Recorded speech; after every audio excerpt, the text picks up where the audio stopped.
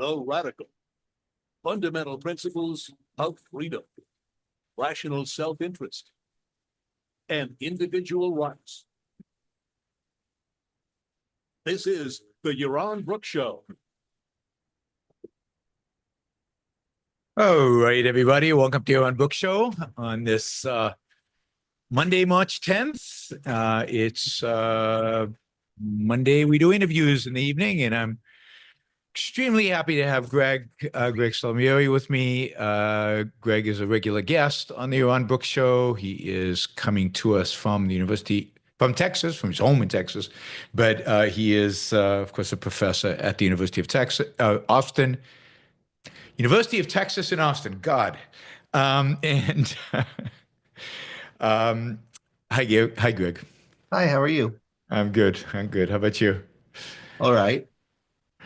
There seems to be an argument taking place downstairs between my son and my wife, so hopefully that's not picking up. So who wins those arguments? No comment. But he seems aggrieved by something. All right. So hopefully that's not too distracting. So we don't have one specific theme for today's show. There's been an accumulation of some questions that I've talked about in the show and you've commented on, and we thought it would make interesting for the show. So we're going to cover some of those, and then of course, what makes this particularly interesting is what you guys have to ask. Any questions you guys have, and as I've said. There's probably a bunch of questions on philosophy, on the history of philosophy that I have given incomplete answers to, put it that way, that now is a good time to ask an expert. So it's a great time to ask Greg. I thought we'd start, maybe because it's the oldest, but start with some questions that came up about Plato and maybe in contrast to Aristotle. There was a question, I think, a while back that somebody asked about, was Plato an altruist? And how do we relate? Is altruism a modern concept? Was it invented by Christianity? Does it have older roots as an ideology? And are some of those roots, do they go back to Plato? If by altruism's a little ambiguous, it can mean a few things. So if we mean by altruism the idea that other people are what we should be living for. We should be living for others. That's how Kant put it. Then that's a modern idea. You get Kant putting it that way in the 19th century. You have, if you're going to have an earlier analog to that, it's maybe there are some things in Stoicism, but I would say especially Jesus, this idea that what you do to the least of my brothers is what you do, to be in this orientation towards other people, and particularly I think this is a kind of very central to Christianity, to the least well-off other people, to the poor, etc., to the downtrodden, to the meek, etc. That is a particularly Christian thing. That is the orientation not just to other people, but to the people that you might look down on. But in Christianity, of course, it's not because you're actually going to be able to help those people. Jesus didn't think you could accomplish much of anything, right? It's to show your devotion to God and to emulate God and not caring for yourself and caring about those people. So that, I think, is a particularly Christian view. And then the modern view that you're serving other people is what I think you get in Comte, and then in a little bit less of a gross form in Mill in utilitarianism, and Bentham and other utilitarians. But so if we're talking about the serving other people in particular, then I think it's this modern view, other people in effect taking the place of God as the thing to which you should sacrifice. But if the idea is that morality is about sacrificing and sacrificing yourself to something, and other people just happen to, be the people that this theory puts into that place, then the view is, of course, older and much more widespread. And so Kant, for example, Kant with a K, not Comte with a C.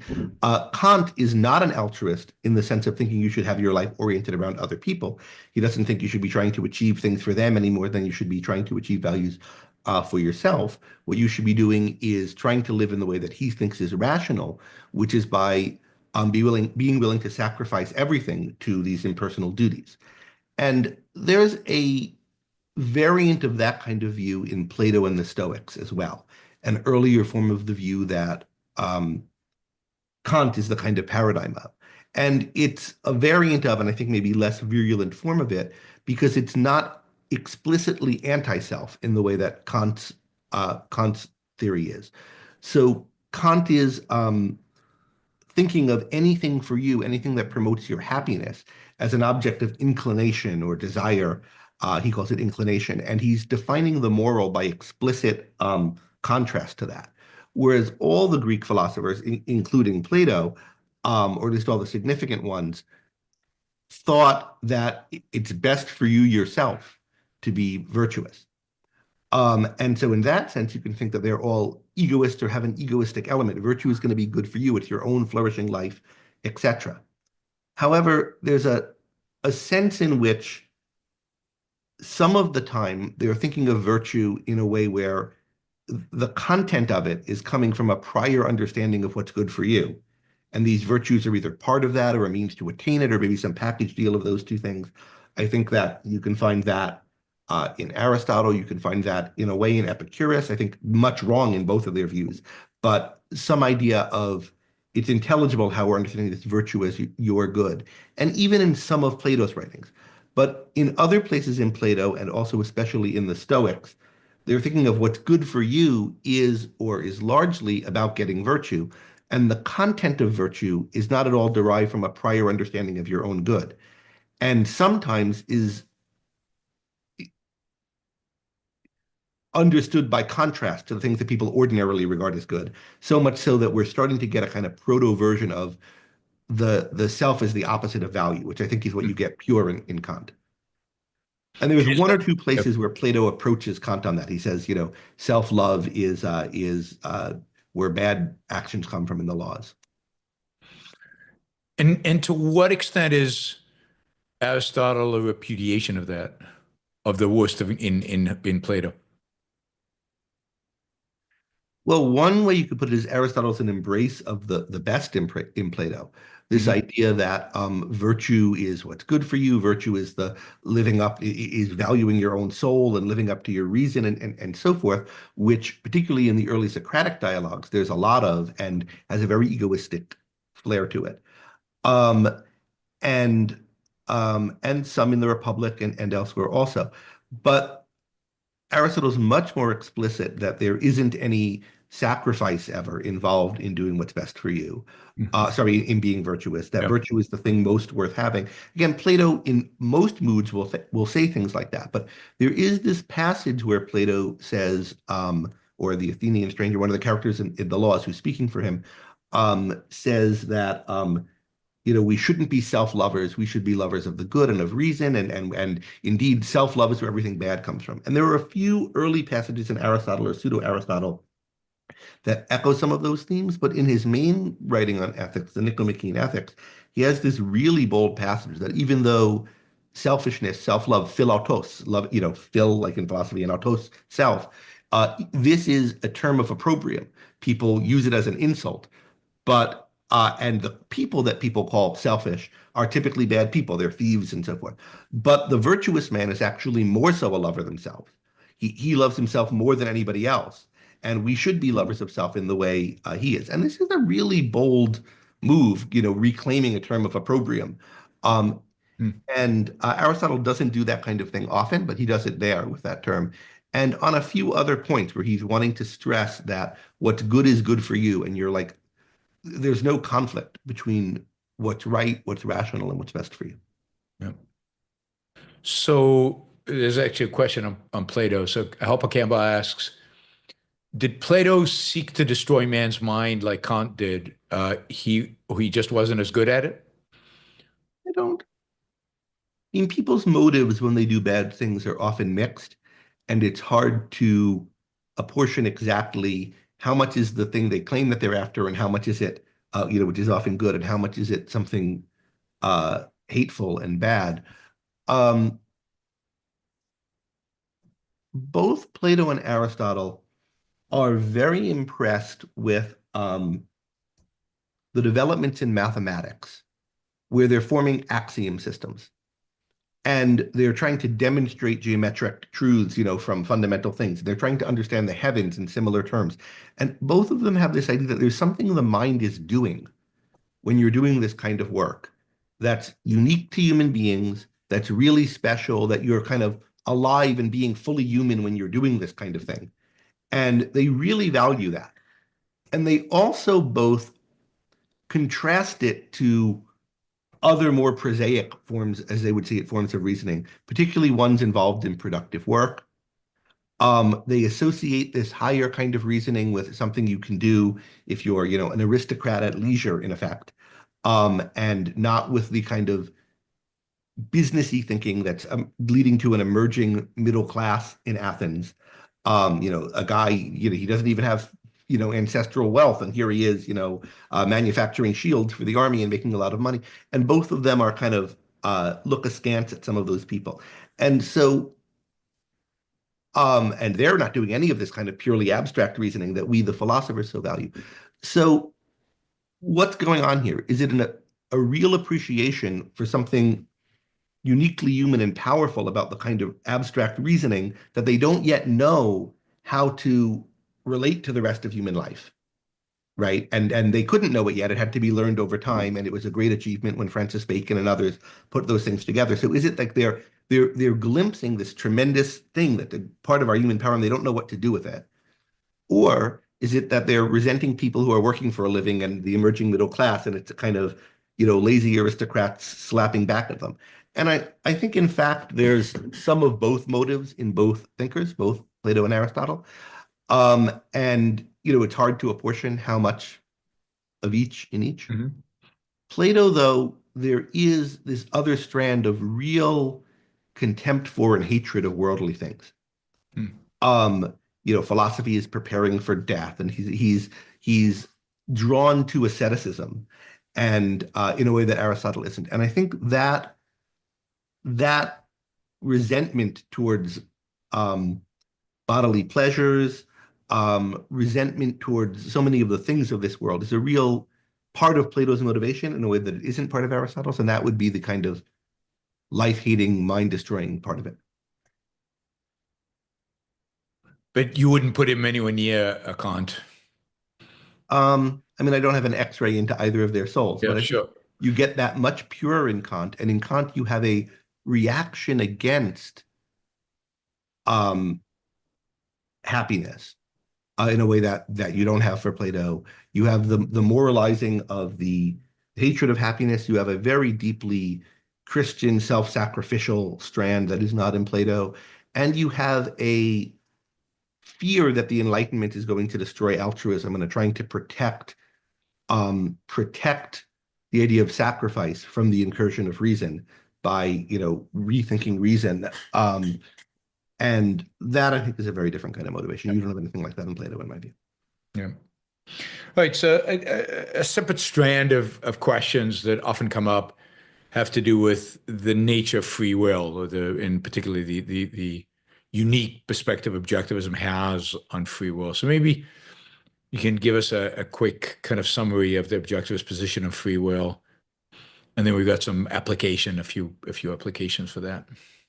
And the first point is that we have it. So free will is the ability to make choices, and choices understood as real choices, things that change the future from what it would have been if you had chosen otherwise. There's that old, I think it's in Lawrence of Arabia. There's a scene where you have the British military officer and the Muslim tribesmen or Arab tribesmen, and the tribesmen are saying, everything's written, and the Englishmen are saying nothing is written, and this isn't written anyway. That is, the future is not set. I can make the future one way or another based on the choices that I'm making. It's not all fated, and that is the fundamental idea of free will, that the future is not set already. The future will be determined by what happens now, including by what you do now, and what you do now is not determined by the past. You have a choice in the moment. And the future could be it can be multiple ways. That's the kind of core idea of free will. And objectivism embraces it. It's a clearly and explicitly pro-free will philosophy, and it identifies free will specifically in the power we have over our own minds. So although much of what happens in us happens automatically by physiological causes that we don't have any direct control over, whether we think or not, how we think, whether we raise or lower our level of attention, is something that we can control directly.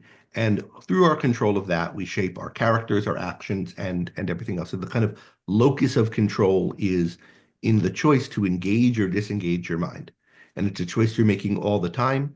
It's a choice to sort of, in effect, be in the driver's seat of your cognition or let the reins go and in effect, drift from moment to moment, or in part to maintain that drift, pushing away thoughts you don't want to face.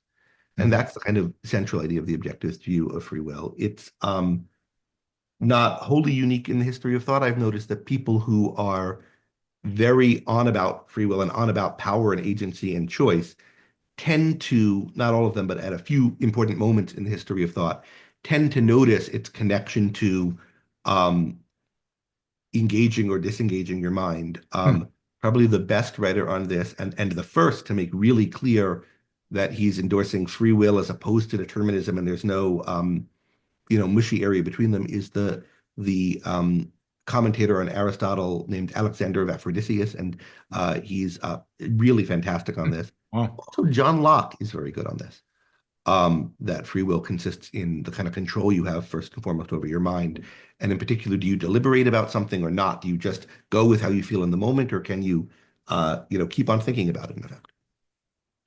Why do you think the deterministic view, the anti-free will view, is so prevalent today among intellectuals, from Sam Harris to prominent philosophers to pretty much everybody seems to be anti-free will? Well, it's associated with science. I think part of that is because, in a way, because of Kant, though not exclusively. So there's a mechanistic view of man associated with Newtonianism, although I don't think Newton himself held it, but the idea like things are machines, we understand how machines work, we understand matter as working by things pushing against each other and colliding into one another and exerting forces on one another, kind of like a clockwork, right? And we understand how clockworks work. And we seem to be very complicated things made of parts like this. And so shouldn't we be, like machines, like clockworks, in which case we would be determined by what our parts do. And that tends to go with, although I don't actually think it's the right way of understanding machines, thinking of causation as a kind of mapping from past states to future states. This was the past and this is the next state. And you think about how a system evolves through states. And you think about causality that way. That, I think, view of causation is very associated with Hume, but it's not new with Hume. Kant, when he comes on the scene, wants to save sacrifice and wants to save morality. And part of that is insisting that we have choice. But he associates choice with God and immortality, with these three things that you have to believe exist: God, immortality, and free will, in order to function morally and sacrifice yourself, though you can't have any evidence that they exist, and can't know they exist from looking out at the world. And so he has this kind of area where he makes room for mysticism, and then these things are in this area that you have to be mystical about. The real you, not that you can observe, but the you as exists outside of space and time, must have choice and also must be immortal and so forth. Or at least you're entitled to believe that, and you have to believe it in order to function. You're entitled to believe it because you can't know it's false. And you're entitled to because you need it to function and to function morally. So with that kind of company, God and immortality and a world you can't know anything about, free will is in fairly poor company. And that's one reason why it's been less believed in by scientifically minded people, I think, since. It's also more generally the way we think about science is fairly materialistic, and that's associated with a denial of free will. Although fundamentally, the main reasons historically for why people haven't believed in free will have been theological. God knows everything, God controls everything, then you don't have any choice. So I think the way that the denial of free will has come into science has actually been through the secularization of some religiously motivated errors, including religiously motivated ways of thinking about causality. But that's a kind of fairly deep issue in the philosophy of science. But it's infected how we think about cause and effect in the physical realm, and it's made it more natural to just think of science as going with determinism. So probably the most prominent intellectual out there who talks a lot about free will or the lack of it is Sam Harris. And yet Sam is quite moralistic. He's constantly trying to convince us that he's right about specific issues. Sometimes he's very good, sometimes he's terrible, but he's always adamant about his position and quite consistent. How does somebody like that hold that in their mind? On the one hand, he's trying to convince you of something. On the other hand, he's denying your ability to choose. Well, part of what goes, there's another term here, which is do you think that ideas matter? Mm-hmm. And ultimately, I think to consistently understand how ideas matter and what role they have in our lives, you have to believe in free will to fully consistently do it.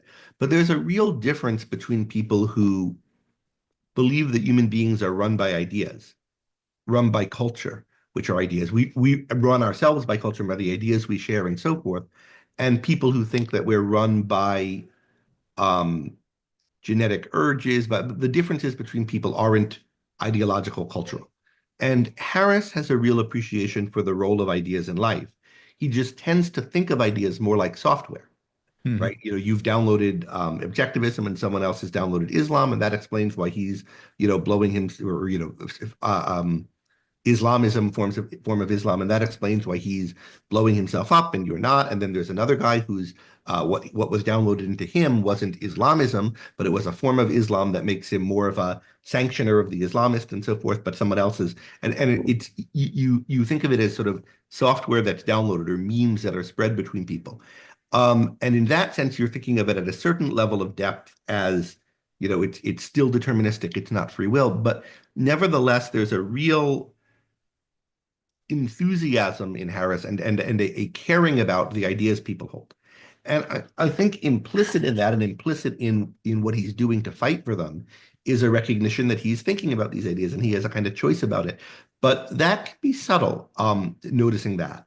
And you can notice and care about ideas without understanding them as chosen in that way.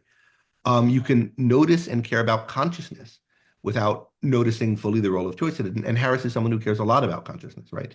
Like in a way, he's kind of a mystic in some ways to do with consciousness, but he's not a materialist. He's definitely someone who believes there's a mind and the mind is, powerful. Now it's not, he doesn't quite believe there's a self because but ideas and, ideas matter to him. And that's a kind of motivation that I think, like any motivation, to be consistent, ultimately you need free will in the mix. But his orientation again is towards good ideas versus bad ideas, ideas that lead to good lives and success and peace and so forth, versus ideas that lead to misery and war. And that's why he's so good on the issues he's good on, I think. Yeah. So another intellectual who's come to prominence the last couple of years is Richard Hanania, who is a real mix. I mean, he strikes me as brilliant, really insightful, an original thinker, actually. And sometimes he just says stupid things. I mean, things that strike as really just dumb. How do you evaluate him, and do you think the issue of free will plays a role in his thinking? Yeah, I mean, I think the fundamental problem with him, where he's wrong, is that he doesn't believe in free will. And I don't know whether he would say he does or doesn't, but he also doesn't believe that ideas matter properly. So the way I think of Hanania is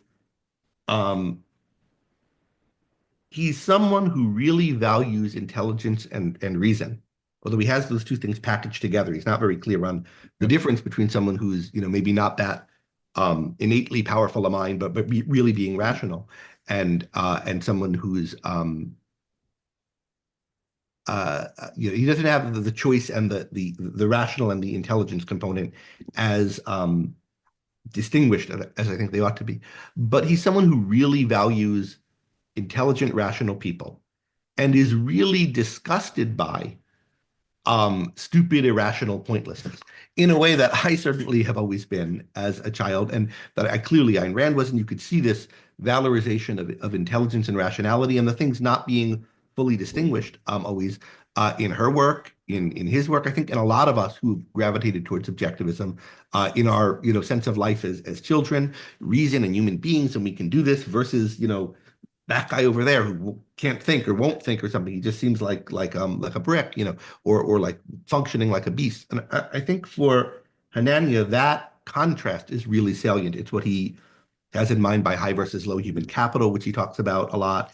And insofar as he's interested in ideas and cultural systems, it's which ones will appeal to and encourage high human capital versus which ones low human capital. But there's not really the idea of attending to what are the ideas someone holds and what are the choices they're making and what's just that some people are smarter than others.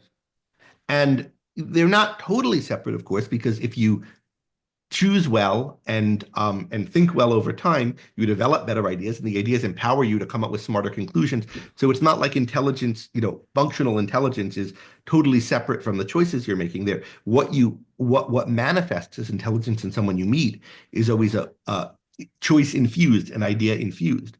But he tends to treat it as one thing and not to be alert to the issue of choice, and to be less alert to the issue of ideas in life than I think he ought to be. And for both of those reasons, but especially the not emphasizing of choice and the choice to be rational versus the irrational people, he is generally not moralistic. And you could see it. He was at one time a racist, and you could see where the racism was coming from, right? There's a lot of, he thinks of himself as smart. He thinks of it as genetic. He thinks, a lot of people are telling us to sacrifice and tear down standards because and people of other races are seen as beneficiaries of that, whether they really are or not. And he's read books like The Bell Curve and other things like that. And he's come to associate intelligence with some races and not with others. And so then he, becomes a racist, right? He rejects that eventually, not because he doesn't think there are innate average differences in intelligence, because I think he still probably does, but because most white people aren't that good and aren't that bright, and some black people are, and anyway, the kind of policies that are associated with one or the other are bad, and he becomes convinced of liberalism and free markets and so forth. But he doesn't, and he regards some of his old views as odious, right? And he wrote a piece on them called something like "Why I Used to Suck." But notice it's why I used to suck. There's no how did I make this mistake? Now, he does talk a little bit about what led him into that mistake and so forth, but it's all like this kind of thing befell me. There was no taking responsibility for making a bad choice or for the consequences of his bad ideas on other people if he were promoting these kinds of ideas. And if he, using his intelligence, is making a case for really odious ideas, and maybe that would have gotten other bright people to follow it. Now, I think he's made up for that now by his, using his intelligence to make the case for a lot of good ideas. But there's still no sense of personal responsibility in it. It's all, he writes, more deterministically. Yeah. Right. So, too, in his view of associations, right? There's a lot wrong with MAGA, but that's not a reason not to vote for Trump. And how he looks about the Ukraine situation and so forth. He interviews racists regularly in his show, Mhm. give them a platform. That is, he platforms people he finds odious. Yeah, although there's some idea that maybe he's a vector back to sanity or back to reasonability. He could make this journey, and maybe some of these people could. Yeah. But still, there's no, whatever the view is, there's no moral ire around any of this. He has discussed reactions to ideas that he views as awful, bad, wrong. He'll mock them. You'll hear the contempt in his tone of writing and so forth. But there's not a blaming. There's no moral fire to it. Yeah. Do you think these deterministic views are part of what seems like a real rise of anti-Semitism and racism? I mean, I think we've talked about it on the left, but now on the right, which kind of where its home is, I guess, in the past. But there seems to be Joe Rogan's now interviewing explicit anti-Semites and and of course Tucker Carlson's been doing it for a while. I don't think it's the rise of anti-Semitism or explicit racism is um, associated with an increasing popularity of explicit determinism. That is, if you asked all of these people, if you asked, is there free will or are we determined 10 or 20 years ago when you asked it now, I don't think there'd be a huge shift or that the shift would correspond to who's gotten more racist. Mm-hmm. But it's racism is a deterministic way of thinking, and it's a way of thinking that doesn't value reason and individuality. And I think it's not changes on the explicit understanding of the metaphysical issues, but people less seeing themselves as individuals, less valuing reason, being more afraid and more retreating into tribes. That's on the one hand. And on the other hand, a lessening of some stigmas against it. But a big part of it, and this does relate to free will, it is not the explicit view of whether one has free will, but the extent to which one thinks of oneself as an agent. Another way of putting it is the extent to which one has self-esteem, the extent to which one feels efficacious in the world and able to create things and control one's destiny, whatever one would explicitly say about how much control anyone has. Do you feel capable? Do you feel able? Do you feel like you could exert yourself and achieve something? Or do you feel like a victim of the universe? And the more you feel like a victim of the universe, and maybe it's a victim of those guys in the universe, and they're in a cabal and so forth, the more various forms of tribalism um, uh, uh, dominate, and anti-Semitism is just one of the ugly forms of it. Yep.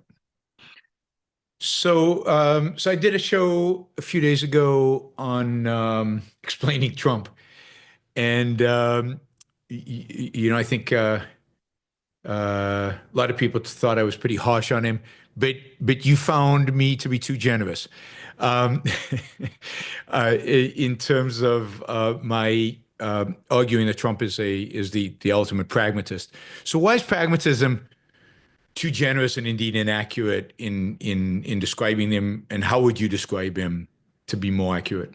Well, when I think of a pragmatist politician, I think in one way the ultimate example is John F. Kennedy. That was Rand's kind of example of it. And then in another way, at a lower rung of intellectual sophistication, it's people like Richard Nixon and Lyndon Johnson, um, and Barack Obama for that matter, although he's a little bit more like Kennedy. Um, what is pragmatism? Well, pragmatism is a philosophical theory about, in the first one, about the role of ideas in life and the role of truth in life. And it's a kind of fairly sophisticated theory.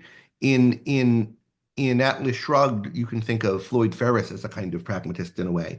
He has views about these esoteric, matters, and he's got a whole complicated line about it, and theories about human motivation and what a person is and what the role of truth in life is and how ideas really are blah blah blah. And a politician who has that in the real world would be Kennedy. What the ideas amount to is it's the idea that ideas aren't important, but you could hold it as a theory and complicated ways of explaining away and trying to undermine ideas. And that's what Rand thought Kennedy was doing in a lot of his speeches. It's what a lot of philosophy professors and psychology professors have done. You're an intellectual, but you're aimed at the mind and at undermining abstract thinking as an intellectual matter. You have theories about how to do that. That's what pragmatism in the kind of most specific sense is. Then there's a kind of thing which is a lower order pragmatist. Think someone like Richard Nixon, who Rand often described as a pragmatist. He is not a philosopher with kind of very abstract ideas about how to undermine the mind, but he's um, the sort of immediate offspring of that. He's someone who is engaged in realpolitik. He's but engaged in realpolitik as a theory, right? Like he thinks this is the way to understand things, and other ones are wrong. And he's dissembling in certain ways, and he's a deal maker and so forth. But has a view about this as one approach in contrast to others. And there is a kind of some level of understanding of a principled approach and trying to undermine it. If understanding is too strong, at least cognizance of it. You can think of Mr. Thompson in Atlas Shrugged as this kind of a pragmatist. Or I think really all of our presidents after JFK have been this kind of a pragmatist. They're erudite, thoughtful people, but they're skeptical of abstract principles. They tend to be kind of wonkish, and they'll drown you in details about how it doesn't really work the way you think it works if you have some abstract principle. But Trump isn't like that. He's not wonkish or thoughtful, even about why you shouldn't be thoughtful. He's not someone with some complicated rap to tell you about the role of ideas in life, or even some complicated rap to tell you about his policies. He's much more like a brute. He's much more like Genghis Khan or Attila the Hun. I mean, we don't know what these people actually like, but what the stereotype of them is. He's much more like, you described him as a mafioso or a corner loud. It's that kind of thinking. In Atlas Shrugged, he's much more like Cuffy Meggs. And Cuffy Meggs looks at Dagny like he doesn't get her. Like he doesn't even think of her as someone to make a deal with or to try to manipulate. She's just, he's mystified but has no comprehension. He's a much lower level of person. And he's not that kind of person, I don't think, is the product of bad ideas. That's kind of like the dregs of society that's always been there. It's the product of certain kinds of ideas that they're elevated and can be in a position of national prominence, whether in business or in politics. But it's just a very different thing. And if you look at, for example, Mark Andreessen talking about why he would support Trump and what he, and, there are some things Mark Andreessen says in this context that it makes sense and so forth, and it could, but other things that are quite bad. But what he's doing is he's got a view about it. And the view about it is why it's okay to deal with this kind of guy in this way, why he's better. That's pragmatist thinking. But if you want to give a toddler a bazooka and think that that's going to help you get the criminals out of your house or something, you're the pragmatist, not the toddler. He's He just is what he is. Yeah. And now in the case of someone like Trump or someone like a mafioso, they're that way by choice and they're blamable for it. But the thing they are by choice is a lot less of a sophisticated thing than what I think of as a pragmatist. Do you think there's elements of nihilism there? Oh yeah, for sure. I think there are some elements of nihilism in pragmatism generally, but less than this is. It's a kind of, if you're, there's a real, I mean, my view of Trump is very, very low. I don't think the man has any values at all.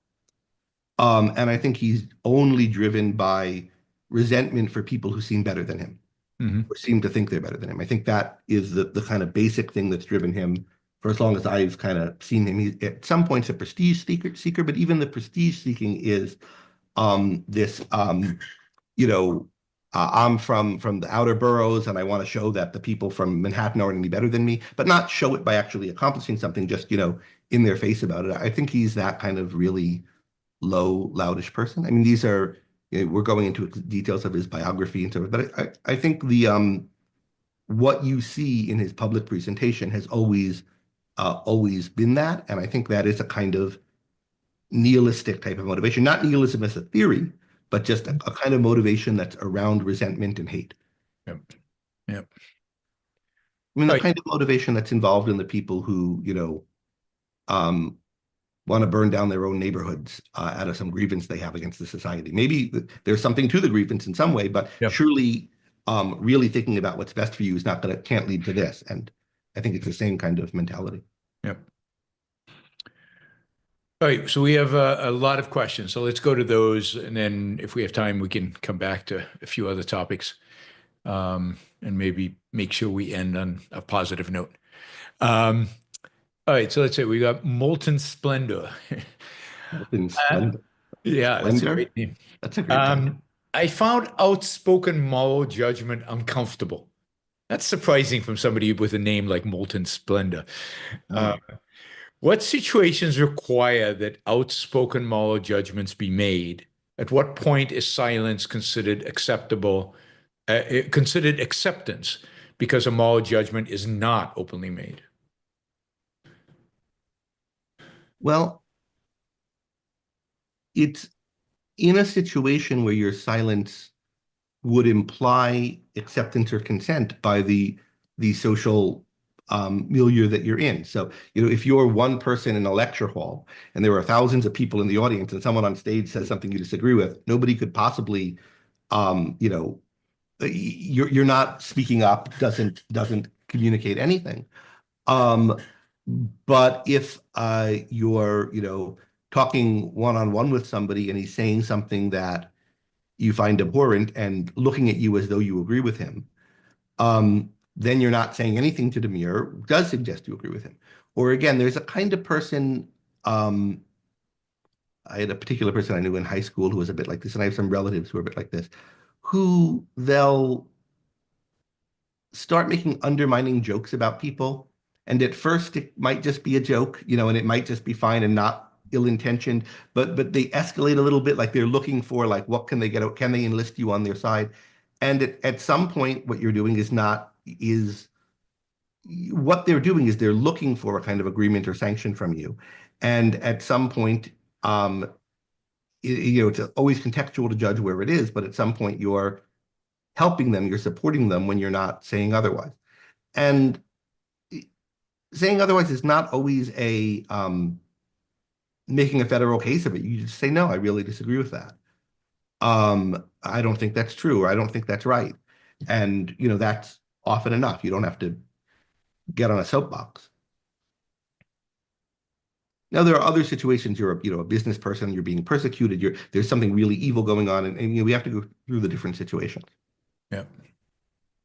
Yeah, and it's worth introspecting about why you find it so uncomfortable. It is uncomfortable in the culture in which we live, which is a culture of non-judgmental often.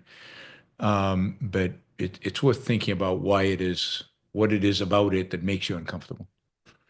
Yeah, and in what forms you can first become comfortable with it, like in what forms you can start exercising this that are showing that whatever bad thing you think will happen when you express your judgments don't happen, and that there are ways to do it that maybe, because you might have, or your models of somebody expressing a moral judgment might be, not good ones, or not ones that would work well for you to do given your personality or situation.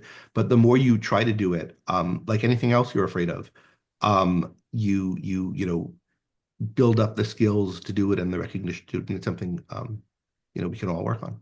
Yep. All right, not your average algorithm. Yaron said in today's show that a small subset of people would die under pure capitalism, and he's okay with that. Did you mean, I guess you're asking me, did you mean wife-beating drunks? Generally, I have a low view of wife-beating drunks. Or people with Down syndrome. Why is donating to a home for retarded not necessarily altruistic? Is that which of us is for that? Is that? I mean, first of all, I have to say I have a much more extreme view than you're on under this. I think everybody would die under capitalism, just like everybody would die under every system. We're not immortal. Under capitalism, there's some chance of Some chance fast life extension, but I think everyone will someday die. Yeah. But you mean will die early or young, or not be helped of I find the arguments that sometimes I see objectivists make utopian in the negative sense. That is, under capitalism, everybody's better off. Nobody is worse off, and nobody worse off in a physical sense. Let's say nobody would die. Everybody would be rich, and I find that ridiculous. I mean, some people are still going to be unbelievably immoral and, in a sense, kill themselves, and the safety net would be more discerning and might purposefully not catch them in those circumstances. And so that's a very different case from the people with Down severe syndrome, mental yes. handicaps or things like that, who you would expect there would be there's every reason to want to help such people when one can do it at low cost. I mean, there's all upside and no downside for everyone involved, for their lives going better, for they're not starving on the street, for they're being able to make whatever they can of their lives given their limitations. And so you would expect there to be, people, as there are and have been, wanting to do what they can to help them. Yeah, and I think what makes it non-altruistic is everything Greg just said. And think about it, the first people who would be donating to such causes are the family members. And in a relatively wealthy society, such donations that might be enough. It might not require massive contributions from a lot of other people, even though there might be a lot of other people who would be quite happy to do it, given the horror of what would happen to these people if they weren't taken care of. But also, this is not how one judges a society. This is a fairly small part of society, and if other things are functioning well, the problems of such people, insofar as they can be remedied, will be remedied. Yep. It's not the thing to focus on in judging society. Yep. Dave, some humans have neural disabilities, which make them incapable of self-reliance for survival. How do such humans differ from non-human animals that depend on humans for survival? Non-human animals that depend, like pets? So what makes these people human versus animals that are not human? Yeah, but I mean, most animals that are not human, go off and survive on their own in the wilderness. They don't need people. Like it would be a goldfish or a pet or something. Well, first of all, human beings are a species, right? It's not that you define human beings as rational animal, and then you go around to everything in the universe and you see, is it rational animal, then it's human. If it is, it is, and if it's not, it's not. But does it have a functioning faculty of reason? A human being is a certain species of animal, differentiated by other species of animal by being the one that lives by reason, and that has various rational faculties that it could use in certain ways.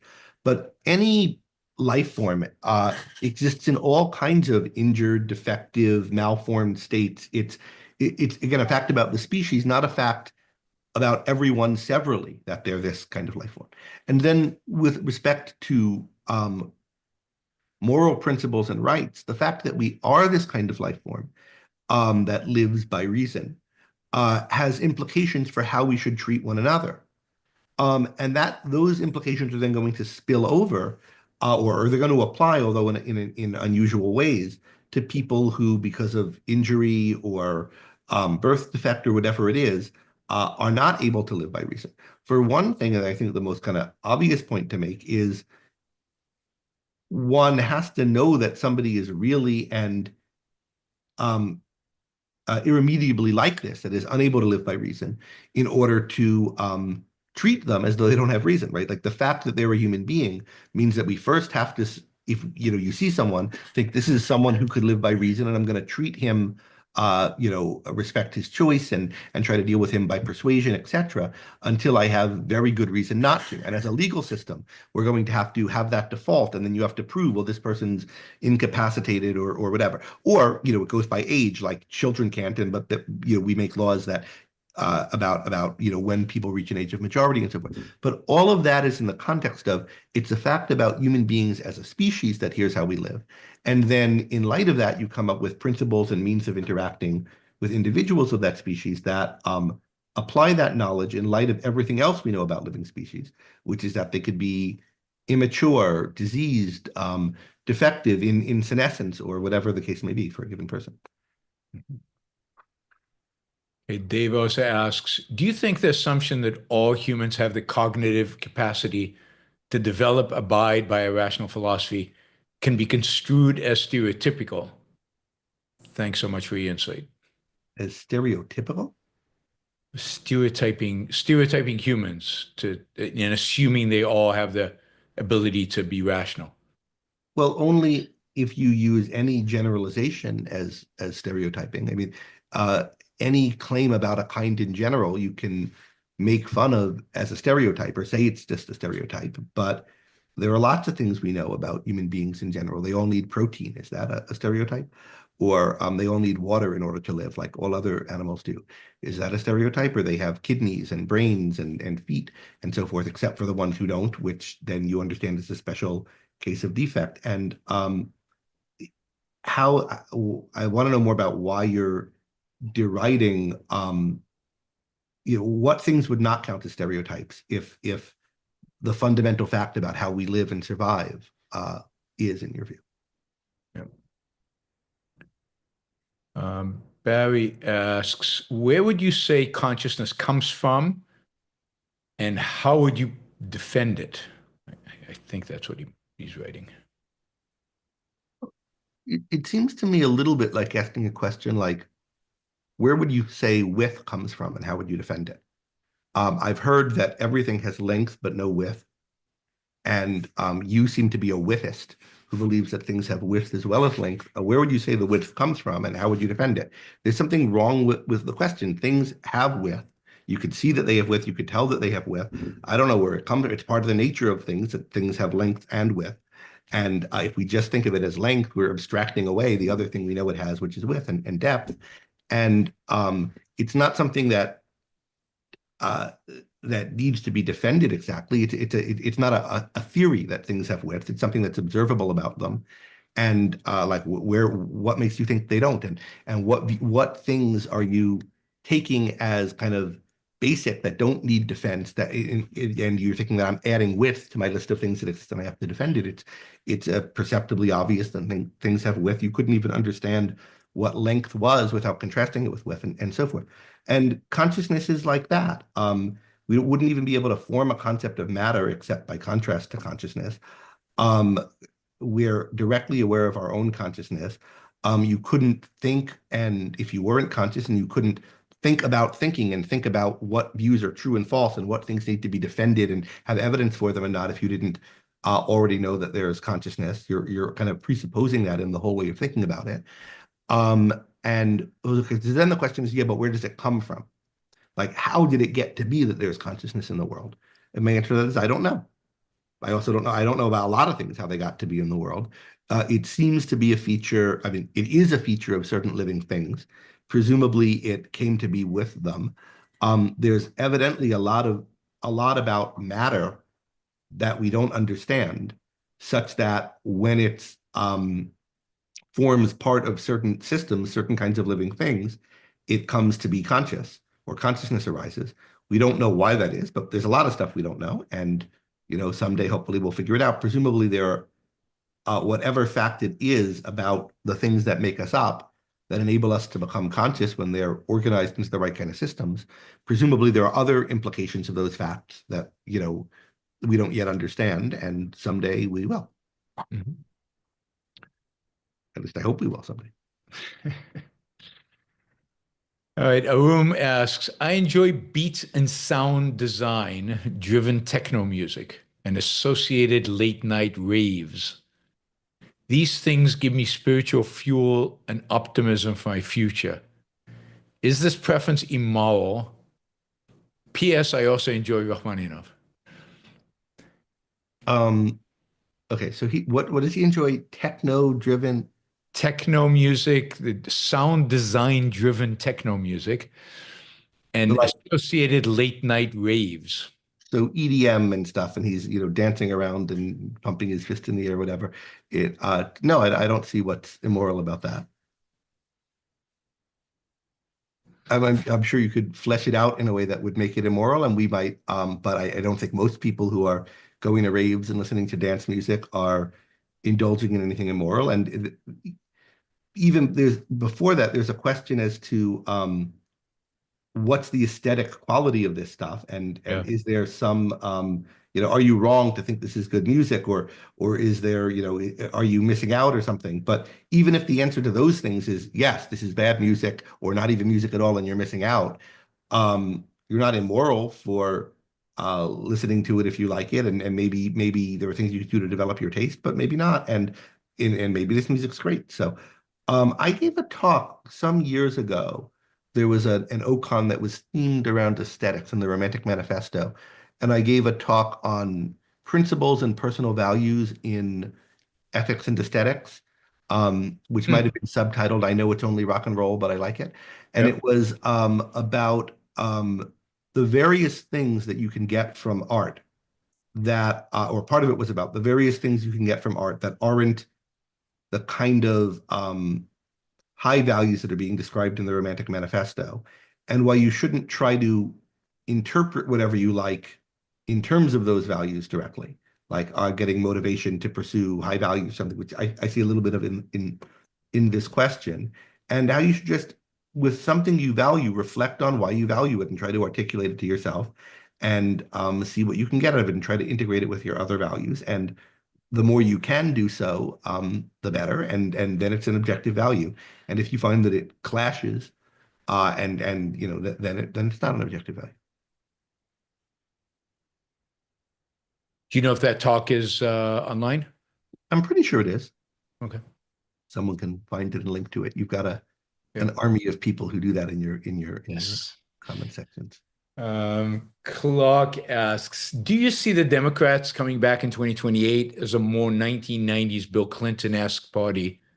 I just don't see them moving in a free market direction. Maybe they'll drop the transgender stuff, but maintain the socialism. I don't know. I've been so in 2016, I thought that the Democrats were going to get a lot worse than they did immediately in the wake of Trump. I thought we were going to get a kind of like, it was going to be all AOC and Bernie Sanders types, and it was going to be like impossible to figure out who to vote for in 2020. And I thought, you know, there was some of that. There was AOC, but I thought the Democratic Party went less off the deep end as a party than I thought they were going to. Obviously, there was all kinds of crazy stuff happening on the left with Black Lives Matter and you know, what's called wokeism and so forth, but it was less extreme than I expected it to be. On the other hand, I think we're learning that some of the worst elements of the party, even when they weren't literally in the driver's seat, had more control over tech policy and other things in the Biden administration than was, you know, than they were open about at the time.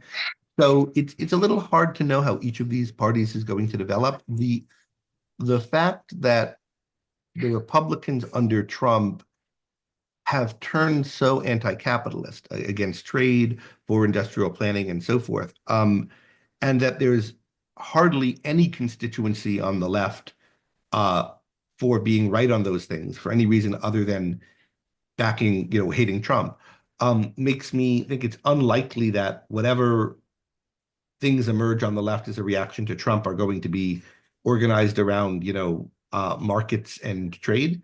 I think it's more likely that you'll get a kind of, you know, resurgent never Trump wing of the Republicans that likes those things, but the Republicans maybe will get, the Democrats maybe will get better on some other things or less bad on some other things.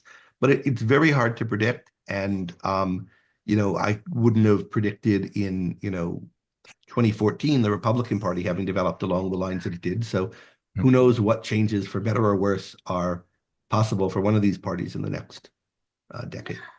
There are some better people, I'd say center-left economists who are not bad. You know, Iglesias, Noah Smith, you know, a few others. I mean, even people like Ezra Klein, who's very bad on some things, has been pro-technology, pro-progress, pro-getting rid of certain kinds of onerous regulations. And I mean, this is someone who I first encountered as, you know, someone in a gross way debating John Allison and being really dishonest. My view was in that debate, but, you know, in other ways you could see him getting better. And, you know, that happened to Christopher Hitchens, so who I first encountered as someone defending socialism in a debate with Harry Binswanger, but became better in his later years. So there are signs of better things among some leftists. There's a book, Abundance, that's either just come out or about to come out by Ezra Klein and Derek Thompson, and you know, that looks promising. So there are factions, but I doubt they'll be as good as, you know, people were in the 90s, because there's not I think it'll be a little bit more maybe pro-technology, but I doubt it'll be against central planning, which seems to be something that we're getting Yeah. across the political continuum by people who are more pro-progress and anti-progress and so forth. So I just find it hard to see where we're going to find an anti-planning contingent coming from. I think the best example of that is the Yes in My Backyard, which is kind of anti-zoning, which is planning. But whether they're willing to extrapolate that to something more broader is unlikely, But unfortunately. it's not even clear to me that the YIMBYists are anti-zoning and planning, as opposed to they want kinds of Different zoning zoning. and planning that they think will result in more development. They're not saying get rid of zoning codes and make every place like Houston. They're saying let's zone this place for higher occupancy, and let's make the city more walkable, and let's have more mixed-use facilities. It's less an issue of what government should and shouldn't be doing, and more an issue of what kinds of things should we be planning for, Yep. at least for most of them. All right, let me quickly thank Jonathan and let's see, Tassos and Wes, of course. Thank you, Wes. Thanks, guys, for your stickers. All right, let's see. Thomas asks, a number of serious people are starting to refer to Trump as a Russian asset based on trips and statements from the 80s and his actions now in Ukraine, Putin, Russia. Conspiracy nonsense or actual plausible possibility? I mean, I haven't really followed any of that. It's the same as, in his first term, there were people saying there was compromise at him and so forth. I mean, he certainly acts just like he would if he were a Russian asset, but there are more ways, reasons than one why somebody could do that. And the kind of simplest explanation is that he's the kind of guy who admires brutes. And if he's the kind of guy who admires brutes, which I think we can tell that he is without any kind of theory, then you wouldn't need all that much to get him the Russians wouldn't need much to get him to act in the way that he is. Now, is it possible that, someone in the KGB, noticed that he's that kind of guy back then and thought like maybe we could help his political career or something? That kind of thing could happen, but I don't know of any particular evidence that it did. There were people saying it, but you should expect, there to be a lot of noise. And the way I think about processing information is, in a world where there's so much communication as we have now, and so much access to any idea anybody spread, you should expect, even if there's no evidence for something, certain kind of ideas you should expect to get a kind of audience, and to have some people who seem pretty smart advocating for them, and to have things that it's hard to tell whether they're really evidence or not, because your ability to detect and tell what counts as evidence in a certain domain isn't that good unless you're knowledgeable in that domain. And so the theory that Trump is a Russian asset, or that Obama is secretly gay, or that there are kinds of theories that you should expect are going to come up, and there's going to be something to be said for them in social media, whether they're true or false. And the whole trick of thinking about this stuff is to set your thresholds such that you have a sense of when is there enough smoke here that there's a reason to think there's a fire, and when is it the kind of thing that you'd expect just as the noise of how the debate goes. I haven't seen anything that takes these theories above the threshold where I'd expect there to be stuff like this, even if it wasn't true, being said. Yep. Dave says, do you find a distinction between an ideological pragmatist who is driven to action with a pragmatic vision of reality and someone who produces pragmatic effects in reality accidentally or without intent? I don't know what pragmatic means, or the kind of effect a pragmatist would produce. I mean, insofar as I think there's a distinction like that, I would put, say, JFK on the first side of it and Richard Nixon on the second side of it. But if somebody's acting in a brutish manner, I think that's just a simpler phenomenon. It's not, and they're not specifically pragmatic effects, they're irrational effects.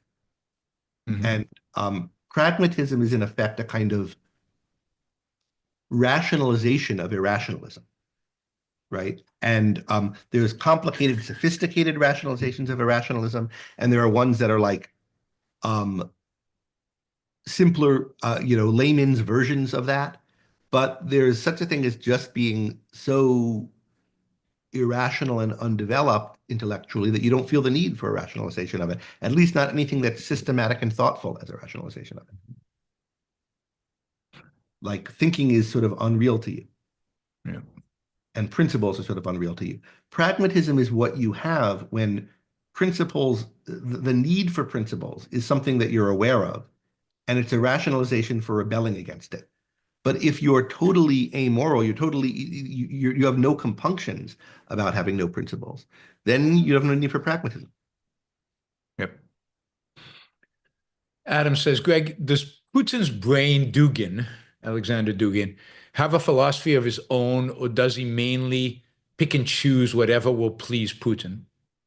I don't know that much about him. I mean, I've seen the one or two interviews that most people have seen, but I've not read him, and I don't know much about the guy. So I don't know. Yeah. I mean, I think yeah, I don't think he picks and chooses. I think, I'm not even sure how close they are. That is, in spite of the fact that he's called Putin's brain. Okay, Evan says, great to see Greg back on the show. It is. Thanks, Evan. Dave, if a creditor makes an accounting error, doesn't charge an individual for product, service that they received, does that individual have a moral, ethical duty to disclose the error to the creditor? I mean, I don't think in terms of duties, I think he should, but he shouldn't try too hard to.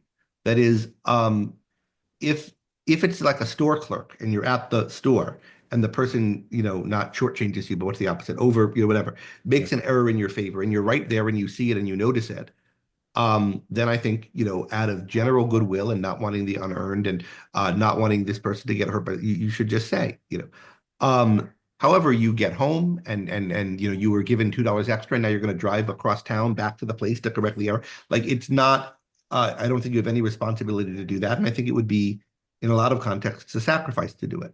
Likewise, your bank does it, and now you're going to call the bank and get on tech support with them. And it's going to take you an hour and a half, and I wouldn't do that. But if there's a click here to report and it's easy to do, then I would do it. Yep. And I think you should do it. Mm-hmm. Richard says, assuming Ayn Rand developed Objectivism to provide a philosophical foundation for Atlas Shrugged, has a novel become a means for introducing the world to Objectivism? Has it become a means to it? So in other words, the idea is the philosophy was a means to the novel, but then now the novel's become a means to the philosophy. Well, if your goal is to introduce somebody to Atlas, to Objectivism, then I think Atlas Shrugged is a fantastic means to do it, regardless of whether it is itself the means to that. I don't think it exists as a means to that. It exists as a novel created for an aesthetic purpose, but it is a fantastic means of introducing someone to this philosophy if you want to. And there are lots of things like that. Like, for example, I often teach the movie 12 Angry Men, and I teach it in a class on philosophy as a means to introducing certain points in philosophy. That's my reason for assigning the students to watch this movie and giving a lecture on it. But it's not like the movie as such isn't a means to that. The movie is a movie. And it's a means to the aesthetic enjoyment that it is. So something can be used as a means to something, and it's fine to use it as a means to something without that being the essence of what the thing is. Justin says, just locked in, watching from the beginning rather than live. I'm sure there's a bunch of value coming at me. Thank you both. Thanks, Justin. Appreciate it. All right. Let's see. Liam says, did the Nazis pass tariffs rapidly and aggressively like Trump? I've been watching some of Hitler's speeches, and he constantly self-aggrandizes like Trump. I don't know about their economic policies with respect to tariffs. Neither do I. Yeah. I mean, they definitely had an economic agenda, and you can read a bunch of Hitler's speeches, and I've assigned some in courses on political philosophy because I want people to get a sense of, like, well, what were Nazis actually like? And they definitely had the idea of aggressive authoritarian control of the economy, and made what they regarded as bold moves that Hitler regarded as, claimed really helped the German economy, although the German economy was never doing really well. So I don't think they did, or could have. But what particular moves and whether it was tariffs and on what and at what times, that I don't know. Lucinda says, thoughts on Plato's Ion. I read it recently and reminded me a lot of the inspirationalism Rand criticizes. Did Plato originate that view? In the inspirationalism Rand criticizes, I'm not sure.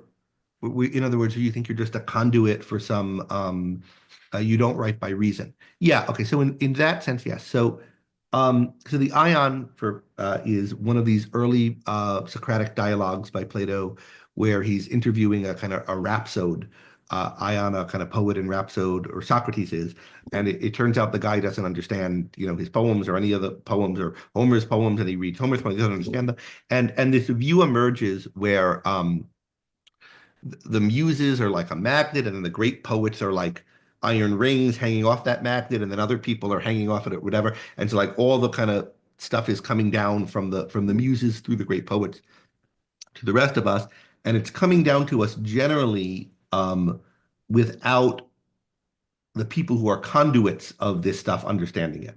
And you get that idea in a number of the early Platonic works. You get it certainly in the Apology and in the Meno, of that there are people who speak true things by inspiration without understanding them. Mhm. And I don't know if Plato's the first to think that. He couldn't have been, because all the like the Greek poems typically start with a invocation to the muse to speak through the poet. Like, think of the beginning of the Iliad, like sing goddess of the wrath of Achilles, or in the Odyssey, tell me of the man of many turns, or however you want to call it. So this idea that the gods speak to you, you're inspired when you're doing poetry, is older than Plato, but he's probably the first articulate philosophical defense of it, the first I know anyway. Thanks, Lucinda. Jason, movie spin-offs, franchises, and sequels have made some of the planet's best billionaires. I don't know what that means. Yet Yaron thinks we need more original characters. Correct me if I'm wrong. Discuss, if longevity permits, do you look forward to well-done Atlas Shrugged miniseries, movie, and musical? And if it musical. I've got a story on that one. I mean, they almost made a musical by Atlas Shrugged. And if it maintains popularity, Atlas spin-offs, new adventures, and backstories. So correct me if I'm wrong, discuss. If longevity. This is movie spin-offs, franchises, sequels. This is the superhuman movies, I guess. Yeah, they make billions. I mean, a lot of people like them. I don't. And I think aesthetically, they're just not that meaningful or enjoyable, or I'd like some original scripts. Yeah, I'm with you on this. I'm bored by these superhero franchises. I don't remember the last one I've seen, but there were just so many, and it's I don't in general like superhero type stories. Yeah. Some of them are really good, but it's not, if that's all I know about a story, that's a point against it rather than for it. And I don't love these universe building, we have to set something else in the universe of Star Wars or whatever. Like, a few of the things that have been said in that universe turn out to be really good. I thought Andor, for example, was really good, but I had to be talked into watching it by a bunch of people telling me it was good, because, like, what do we need another thing set in this galaxy? What I like about the ones I liked aren't that they're set in this fictional universe. So there's something feels tired and uncreative to me, and that we're just and more than of failing to appreciate what it is that's good about the good stories. It's not that they're set in this world, that they have this bit of IP that we could then spin some franchise off on. Again, there have been good works made that way, but it's not I don't know, it feels tired, uninspired. Tired and uninspired is good, I think. Yeah.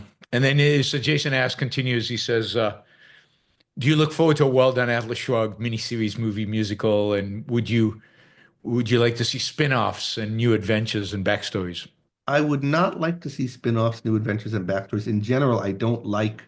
things like that for other works of art. Like, you can imagine, what Cassette does when she's a mother, the spin-off of Victor Hugo or Moby Dick Part 3 or something. It just feels like the story has a beginning, a middle, and an end. It functions as it functions. It feels like why would you do that? I think it's doing a disservice to a well-written story to add sequels to it unless you have a really good and strong idea for why to do it. And in general, again, there have been occasions where somebody's created something with real artistic merit that way, but I think in general it's not good. Particularly when the original author is not there to do it, right? But so and if you really love a work and you love it for what it is, and what it is something that's self-contained and draws an end to its story, there's something unpleasant about the idea of somebody going in and trying to tamper with that. Now, I would really like to see a well-done Atlas Shrugged miniseries. None of the I've seen people who had scripts, and some of them I thought were very earnest in what they were trying to do with it and so forth, but and well motivated. But I haven't seen anything that I think would make. I haven't seen anything that makes me think any good uh, good Atlas Shrugged miniseries is likely to be on the horizon anytime soon. You may know more than I do, Yaron, but No, I agree with you. I think that's right. There was an attempt at a musical. It almost got made, but it was nixed by Leonard at the last minute. so this I've never heard of a musical. And Early, not at the very last minute. It was nixed when when the guy wrote the music and the music was just not up to the script wasn't bad. If you're going to condense Atlas Shrugged into a 2-hour musical, it wasn't bad, but the music just didn't live up to what it needs to be this, to be a good musical. I can't imagine it as a musical. Yeah. I don't think it lends itself to that. Although I wouldn't have thought Les Miserables did either, Yeah. and the Yeah. musical that is good. So, Yeah. um, Yeah. It needed that quality and it didn't have the quality of a Les Miserables musically. James, if the United States collapses into fascism, would you say Ayn Rand was wrong, has failed? Has failed. it's the rest of us who would have failed. Yep. She did her part. And you could quibble about whether she could have done something a little better, back 40 or 50 years ago. But He did I so think, much. yeah, she did so much. And it's, in somewhat, you might say we failed, us objectivists who've been trying to avert it. But I think it's a bigger failing of the culture in general. And there are lots of respects in which the culture in general has failed. Whether or not we fall into a dictatorship, there are, we could be so much better, so much happier, so much freer than we are, if more people rose to the occasion, if the people among us who are trying to fight for the good were better at it and better at spreading our ideas. But you can't blame any one person, and certainly not anyone who's been dead for that long, for the fate of a country, particularly when they've done more than can be expected of anyone to write it. Andrew, what do you think motivates objectivism historically? Is it merely a failure of philosophers to recognize the individuals as a metaphysical unit or means to collectivist ethical aims or something else? What is it that motivates objectivism? Oh no, collectivism, God. What is it that Collectivism. motivates collectivism historically? Is it merely a failure of philosophers to recognize the individual as a metaphysical unit or means to a collective ethical aims or something else? I mean, I think we have to think about in what period, because it's not like there was just one collectivist movement at one time. I don't mean like we have to mint it super fine and say like, well, in 1932, but like the Republic is collectivist, and a lot of classical political philosophy is collectivist. I think that has a somewhat different motivation than the collectivism of the 19th century, which is into the 20th century, which is coming out of a kind of individualistic liberal movement. And so, which collect and then the rise of collectivism the resurgence of it recently. So which one are we talking about? I mean, I think in general, individualism goes with an acceptance of reason, and collectivism with a rejection of reason. But very early on, before there's much understanding of how reason functions in a human life and a society, there are cases where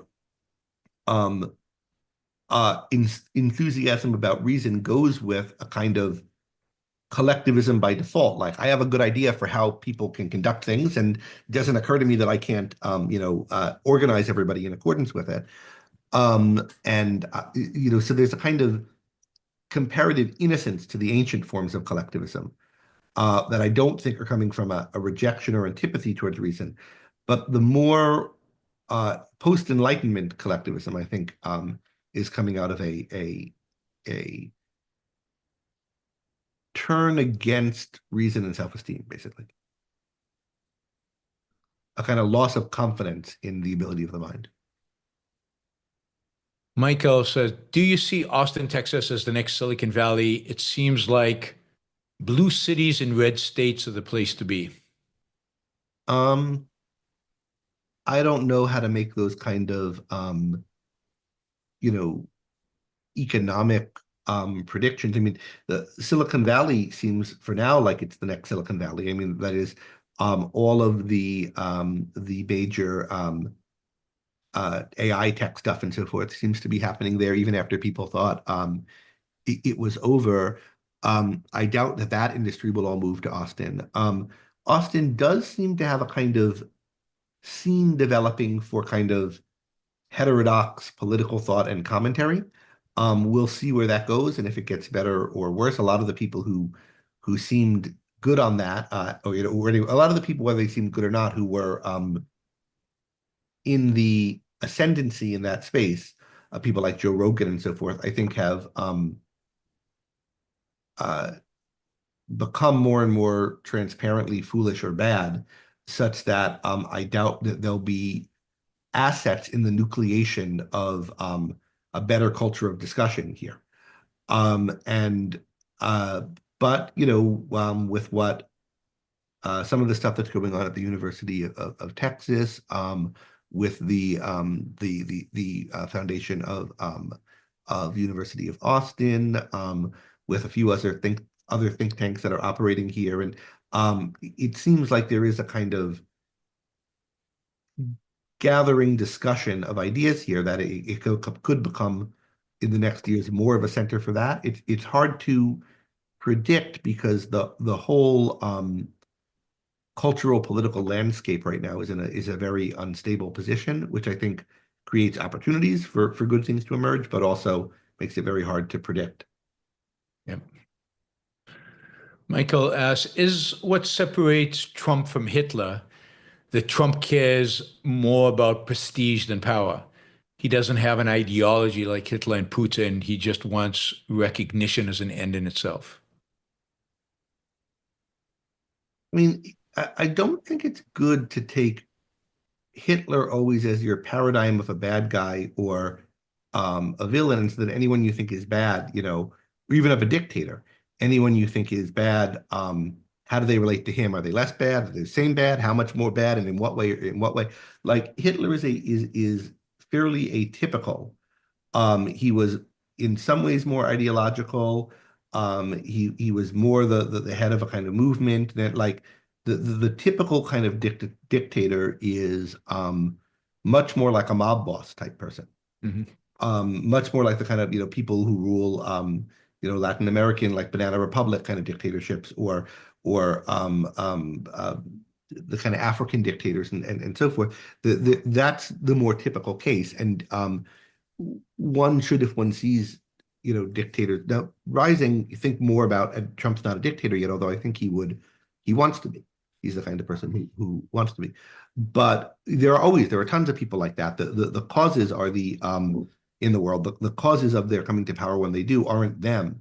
They're they're opportunistic infections, in effect, on the world. And the question is less about this guy versus what's making him and his style of politics palatable to so many people, or indeed really exciting to so many people, and especially to good people or the better people who are attracted to him, because it's very much always an issue of the better people who are attracted to something having an outsized influence on it being powerful.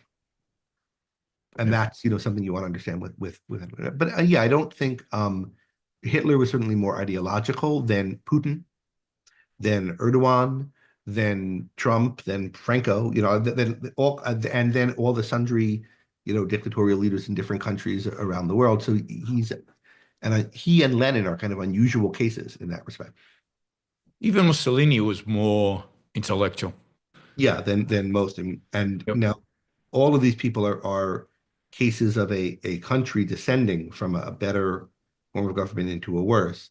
But yeah, I don't know how much more to say about that. But I don't think that the comparisons to Hitler are that useful for bad leaders if they're the one comparison one has. It's got to be you have a wide matrix of what authoritarian leaders look like, and then Hitler's one point within that. Yeah. Richard says, congratulations, Yaron. You just raised the super chat goal on this show. Greg, what do you think about moving goalposts? This question shows I'm for it. You got to keep the incentives alive. I think actually when you're playing a game, don't you sometimes move the goalposts to make it like literal goalposts can get moved sometimes. It's whether they're in That's concert cheating. with the general rule of the game or whether it's cheating. And I don't think it's cheating here. Here, I don't think it's cheating. Since I set the rules, I can set them as not cheating. Lucinda asks, what are your favorite movies, Greg? My favorite movies. I'm bad at this. I don't really have lists like that. I was just watching with my son the movie Ratatouille, and I really love that movie. It's probably the best animated movie I think of all time, and just really strikingly good. I've talked a lot about it with my friend Puya, who wrote a fantastic blog post on it, a Substack post, how this movie saved my life. You guys can find it. It's in the Substack Outliving Ayn Rand. There's a lot of great content by Puya on his Substack. So that's one really great movie. If anyone hasn't seen, I recommend. I really like my list now is going to be skewed towards things that I might consider showing a 5-year-old because I have a 5-year-old. But I really like and I've always liked the version of Robin Hood with Errol Flynn in it from maybe the 30s. Yep. And I like that Robin Hood movie as a kind of classic adventure film. For more modern, not very recent, but modern films, The Godfather, I think is fantastic at what it does and is a really high quality film. Others aren't coming to mind now. Yep. All right, that Doodle Bunny. Greg, what are your thoughts on gun rights? Yaron doesn't seem to have much respect for them, which is not a good representation of my view, but yes. Yeah, I think I'm pretty aligned with what Yaron's actual views on gun rights are. One, I don't think it's that important an issue. I think you have a right to self-defense and you have a right to the weapons or tools you need for self-defense. And therefore, I think there's a right in most contexts to have a handgun. But I think since it's specifically a tool of killing, it's reasonable that there are registration requirements and other kinds of, background checks or other kind of requirements on it. I don't have strong opinions on exactly what they should be. And I think it's the kind of thing that would likely differ from one just well-ruled country to another, and within a just well-ruled country, from one municipality to another. So I think basically we are in the range of America's gun laws are in the range of what's reasonable, and they could change quite a bit in one direction or another and still be within the range of what's reasonable. I think there's a kind of over concern with guns among some people that comes from a kind of mistaken view of what political change would look like. And but I do think there's a right to them. I think it's not, however, mostly for political reasons that you rebel against the government, but for reasons of like, what if someone breaks into my house? What if What if, I feel like I'm under threat and so forth, and I should have the means to protect myself. Yep. You know who's actually very good on guns is Sam Harris. He is. He's Well, that was excellent. someone we mentioned earlier. I think Really good. writing on this was very reasonable. Yeah. Yeah, he's got a podcast. He really breaks it down nicely and in a very rational way. Nathan, would a digital universal taxonomy using objectivism be an effective tool for thinkers, assuming it could be automated for ease of use, in that you could see explicitly the inner workings of your mind? Yes. I think there are projects like that. I'm actually a bit involved with one that people trying to, I don't know how public it is. I don't know if I can say any more about that. It's very early days, but there's a computer scientist who's interested in building this kind of thing, and we've talked about it a lot over the years and have dabbled in it. Cool. Rob, how did Hegelian Max Steiner derive anarcho-egoism? Derive seems a little, I don't know that I would use that word. I mean, I've read The Ego on Its Own, quite a while ago, and I don't have it well enough in mind to reproduce all the arguments from it. But I think the basic idea is a kind of rejection of any kind of authority and any kind of limits on what one wants, and that gives you that kind of a view. Rob also asks, thoughts on Herbert Spencer and Marshall McLuhan? Well, those are people who are two pretty different. I don't know any kind of connection between them. I don't know that much Spencer. I've read a little of him. Most of what I've read, I haven't liked, but it feels like to me the kind of social Darwinist view misses what is distinctive about human beings, which is that human relationships, for all other animals, the fundamental relationship among members of the species is one of competition. And any cooperation that there might be, say, between the parents raising young or one hive of bees or whatever, is set in a context of the species members are competing with another for resources. Whereas for human beings, I think the fundamental relation is win-win, because we don't compete for resources, because we don't have any fixed inputs to our life process.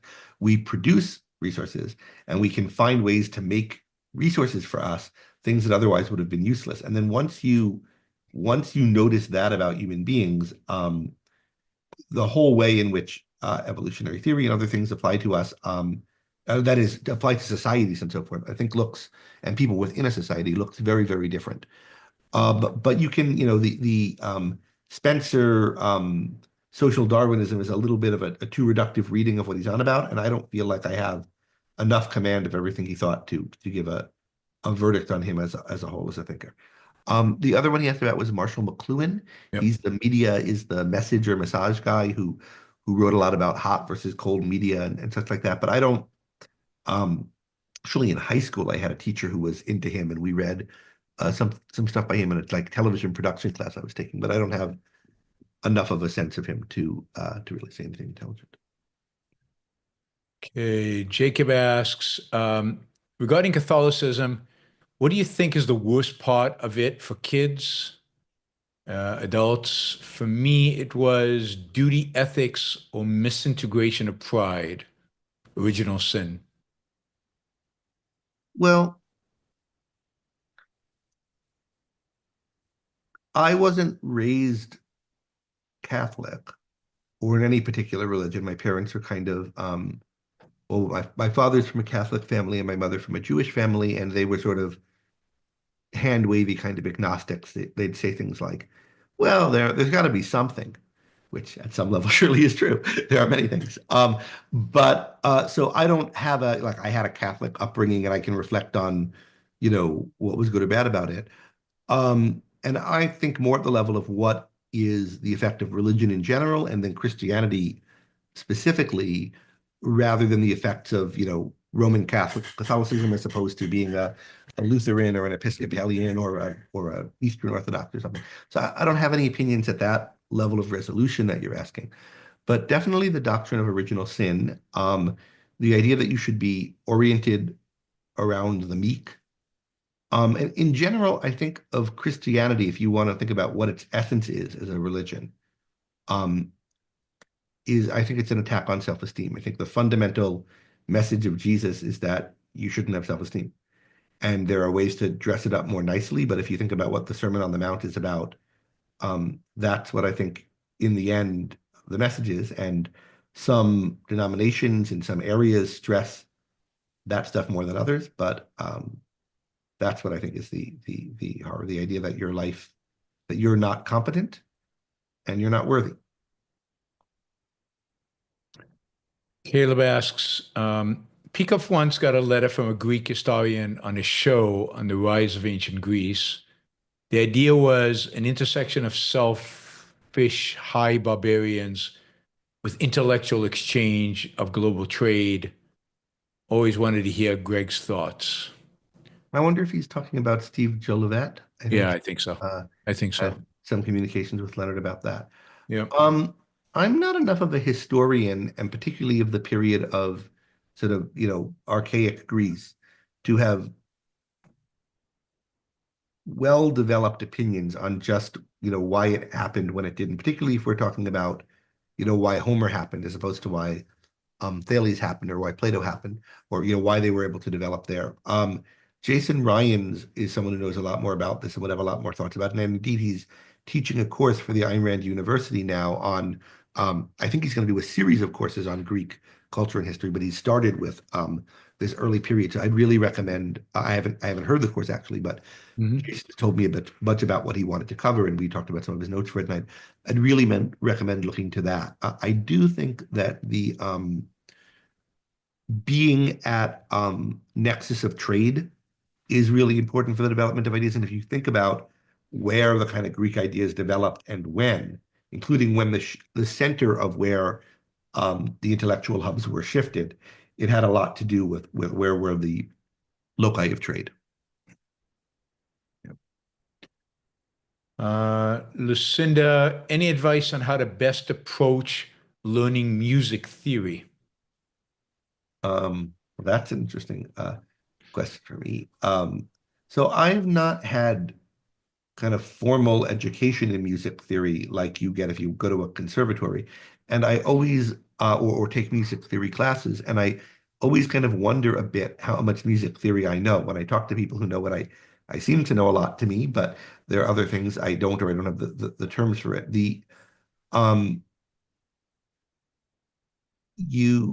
What I care about and would care about in learning music is to have a conceptual understanding of what I'm doing in playing music or writing it, so that it's not an issue of, I hit these two notes and I don't know why they go together, and I don't know what I'm doing, and I don't understand what a key is or what a chord is or what a resolution is. But I think if you learn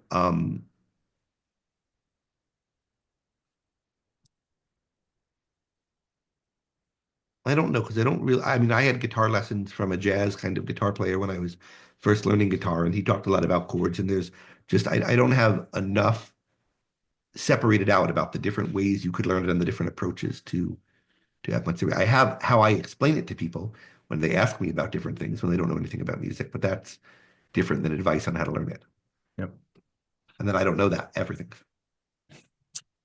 John asks, did Rand ever read an entire book of Kant or even an entire essay? Well, he's not really an essayist unless you're thinking of things like what is enlightenment.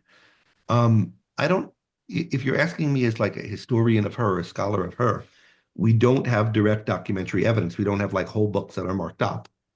So I don't know what she read exactly. What's your evaluation of her evaluation of Kant? It's accurate, but at a very high level. So it's not an evaluation of this bit of this argument at this place, but kind of what's in general going on in this work and what's its historical significance. And I think people underestimate the value of that kind of thinking and of, tertiary works in history. Nobody understands the history of philosophy by having read all the books in it one by one and thought about them just on their own. And like, even if you've done that, and I've read, a lot of them, or certainly not everything, right? Your ability to do that and to integrate them and think about how they relate to each other is depending a lot on scaffolding that you're getting from secondary and tertiary sources that try to integrate it all, and you're thinking about, is this integration right or wrong? And a lot of the work is this kind of big picture, putting things together and then checking it with spot readings of particular things and things that picking a few things that you go deep on. Leonard Peikoff certainly went deep on a lot of these particular texts and arguments. And Rand was kind of talking to him throughout his doing that. And like, I'm sure she worked through things like, well, I'm pretty confident that she worked through particular arguments in the first critique with Leonard when he was writing lectures on them and so forth. But whether she ever sat down and read the whole thing, cover to cover, I don't know. Right. Justin asks, what is your evaluation of the first 50 days of the Trump administration? Bad, but it's hard to tell how much on the specifics, because we're in a kind of fog of war situation where, for example, it's hard to actually know what Dodge is doing, and Doge or whatever you call it, and what's going to come out of it. Will they save any money at all? How much disruption is being caused by their acting in erratic ways? How much of that would be necessary to accomplish some good ends if they had them, or if they have them? So there's a lot that it's hard to rely on the reporting about the details of things. And I don't think it's that good to think in terms of 10 days, 20 days, 30 days, second week, first month, whatever. The essential of Trump is that his whole person and his political career is an attack on rationality, on principle and on morality. And we're seeing that kind of in the way the administration conducts itself in a lot of fields. But also, I think there's a lot to be desired in the kind of reporting that's happening. And so it's just hard to know too much of the details. Or I don't. Yeah. Dr. Salmieri, what do you think about the trend of tech embracing MAGA? It's a little hard to know how real it is. So we are in the period for MAGA that's analogous to just after George Floyd for wokeism, right? There's a kind of a sense that this is what we're supposed to say. There's a fear of certain belligerent and outspoken people who will kind of push back on you in various ways and maybe harm you electorally, or harm you, through the power of government or through mob action if you say too much of the wrong things. And there are a lot of people who, for certain party lines, and there are a lot of people who would have seen themselves as generally aligned with something. Like, I'm generally supportive of minority rights or disenfranchised. I think of myself as generally on the left, somebody would think. But like, what's going on now is crazy and I'm not comfortable with it, but I'm afraid to say it. And I think a lot of people had that feeling in the wake of the George Floyd and the rioting and the white fragility becoming a big bestseller and all of that. And I think we're in a similar space with people who see themselves as anti-left, unhappy with the left, looking for something new, and MAGAism. That there are a lot of people who I think, this isn't what I was looking for. This isn't what I signed up for. I was curious about another option, but I'm not sure this is it. I was always kind of lukewarm on it, but I think, not, they're not in a place where those opinions are they ready to voice.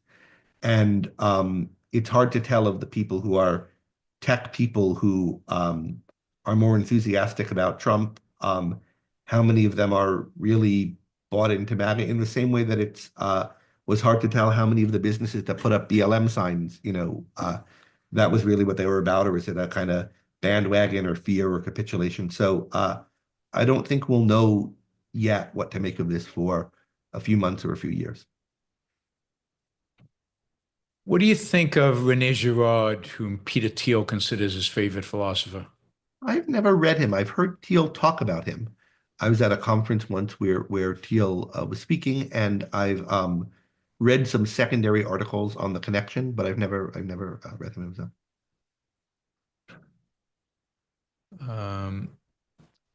Wyatt says, if Elon Musk is supposedly not an Ayn Rand hero, I challenge you to name better, you name somebody, real life example who's better, who are more consistent than Elon Musk.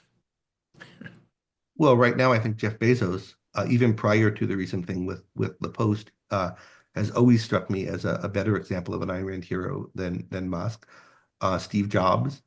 But none of these people are perfect embodiments of a fictional character. Fictional characters are idealized, and just like you can't, point to someone who is a Jean Valjean or a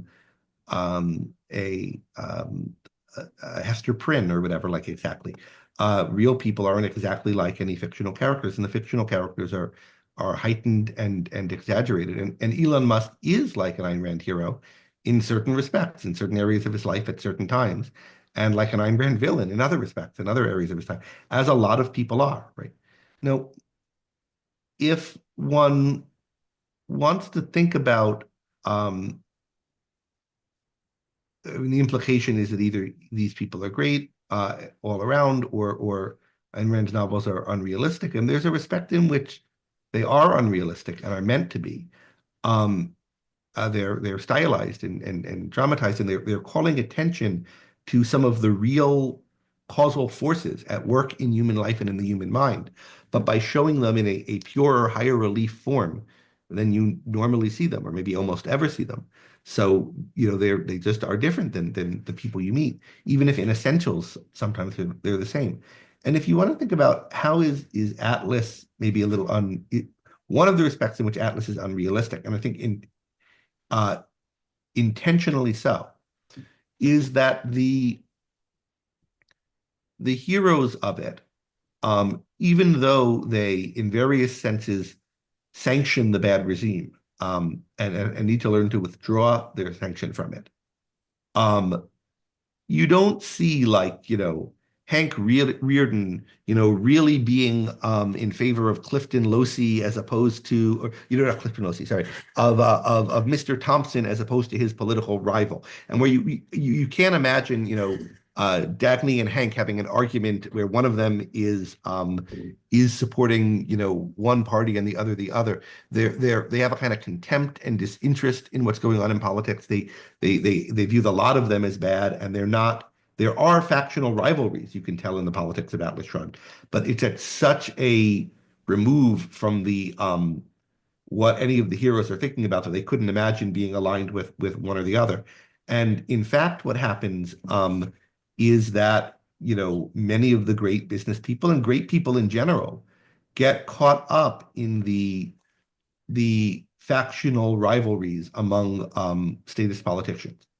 There are some who are astute enough to see to not do that, but in general, that's what happens, and that's part of why it's so much harder to turn a society around than it would be if all the best people, in proportion to how good they were not on the side of Joe Biden or Donald Trump or some other grifter. Dave asks, as a professor, do you consider students using AI to whole cloth develop their homework assignments to be a form of cheating, a form of intellectual secondhandedness? Whole cloth, like they just put the thing in, and that's then just not doing the assignment. I think there are good ways to use AI in your thinking and your research, and I think teachers need to more, frankly, than I have, think about what good kind of assignments that make good use of AI is, or what such good assignments would be, and how you could use it in the writing and editing process and so forth. And in part because the technology is developing so quickly, and it can do different things this year than it can do last year, it's hard to develop those kind of assignments and so forth. But so I don't think, no one should use it and shouldn't be used anywhere to do with anything in school. But if what you're doing is using it to do your homework for you, then yeah, it's cheating. Do you agree with Richard Hanania that the right has a low human capital problem? In a way, but I don't think that's the deepest or right way to put it. How would you put it? I think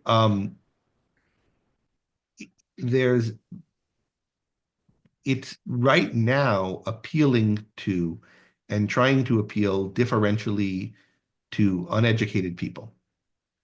And there's, I think, reasons why it's been that way for some time, but they're somewhat ideological. Like if essentially nobody's ready to reject Christianity root and branch. And if you're not ready to reject Christianity root and branch, you should be a socialist. That's the political implication of Christianity. So if you're going to have an anti-socialist party in a country that's like that, either it's got to be really radical and trying to uproot altruism and religion, from the basis. It's got to be a party driven by Enlightenment ideas. And even if it's not going to say, we're anti-Christian in every respect, it's going to have to be pro-individualism and pro-reason and et cetera, in a way that no party has been in quite a long time. Or it's going to have to be selling kind of obvious versions of having your cake and eating it too. And it's going to have to be distracting people from the ways in which their ideas are inconsistent. And I think both of our parties are do that in different ways. But the fact that the right has been associated, or the Republicans, I don't think it's an accident that the party that's associated with capitalism in a culture that's unwilling to break with the bad ideas that are inimical to capitalism in it, that party has become kind of religious and more anti-intellectual. Justin says, you said Trump was evil in the Yaron Brook show last year. Do you still stand by that? Yeah. Absolutely. Lucinda, a German intellectual recently argued that Plato would look positively upon Germany's democracy. To me, the whole approach seems anachronistic and not very convincing. Any thoughts? Yeah, I agree. You can't that this kind of thing is anachronistic unless you're using Plato as a kind of symbol of something very abstract, like he was for principle or something like that, or he was for this or that. But like if you're trying to think about how somebody would think about a particular political development, you have to think not just about what were their views very abstractly, but how did they understand the world they were in their time? And that's why they viewed things the way they did. Like if you're trying to think about why does one person, among people who think that there's a lot wrong with Trump and a lot wrong with the Democrats, among people who think of themselves as objectivists, why are some of them regard one as the lesser of two evils and others as the other lesser of two evils? Like it's not always and only about differences at the level of philosophy. It's also about like differences at the level of like how do you understand where we are in history and what kind of world we're like. Are we 10 minutes away from a barbarian horde invading, or are we where are we? How do we understand like where we are now in history and what's going on in history? And you need to think about that, to think about how people would understand specific political developments.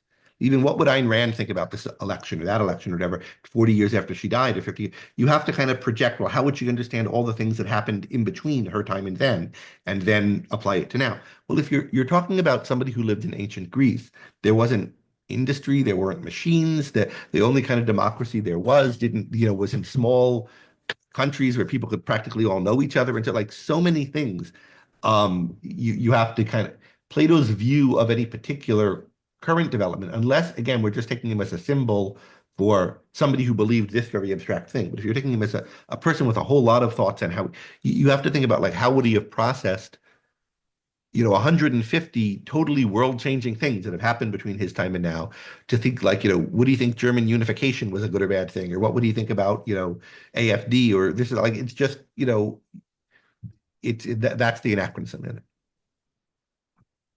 Justin, do you have any theory on what's happening to Elon Musk? He seems to be spiraling out of control.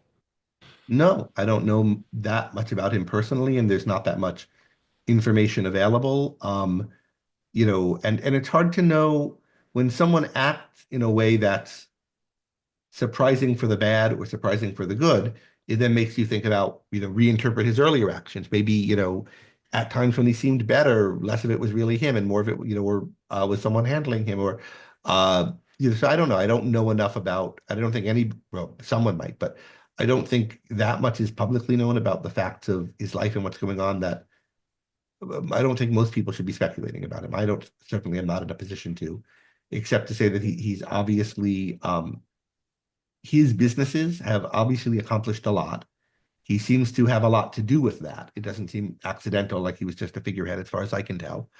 And he's now acting in some ways that are really disturbing and wrong. And more than any particular thing he's doing politically, or which candidates he's supporting, it's the kind of thing that actually Hanania is been very eloquent on, the kind of spreading on X of not even what the content policy is, but his personal spreading on X of all kinds of irrational viciousness, and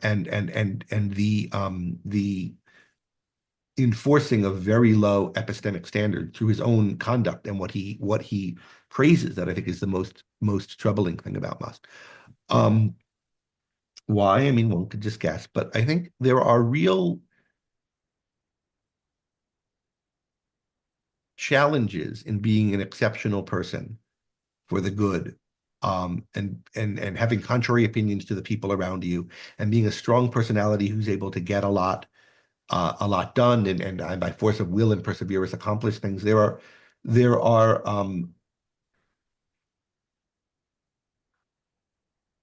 if you're that kind of person, and in general, if you're any good kind of person, if you're unusual in any respect for the good, a lot of the kind of standard ways of acting or typical behaviors or things everybody learns when they're young that help them to be not stand out in bad ways, like, don't work for you. You have to kind of re-engineer those things for yourself, given what's distinctive about you. Maybe it serves you not to care too much about what other people think in some situations where maybe you should listen to more other people if you're like way more often right than them on certain things. And so there are certain kinds of habits or abilities, exceptional kind of people often have to re-engineer for themselves. And there are failure modes of people who are really good at certain things that come about by failures to do that, particularly when they get into new and different kinds of situations. And you could guess that something in that genre is, to do with what's going on with Musk. But any more than that, I think, would just be going way beyond what certainly I can know. Justin asks, any thoughts on Curtis Yarvin's philosophy? What I know of it is, strikes me as juvenile and sophomoric, but that's the kind of thing people say about Ayn Rand who don't know her well. And I think there's real reasons to think that it is juvenile and sophomoric in his case, but I've not done a real deep dive into him. Matt, my brother believes we can only ever asymptotically approach absolute truth, with there always being some room for uncertainty. Can you try to steal man and then argue against this position? So this is the classic kind of pragmatist view. Truth is the ideal end of inquiry. And we can approach it but never reach it. So there's a kind of wrong,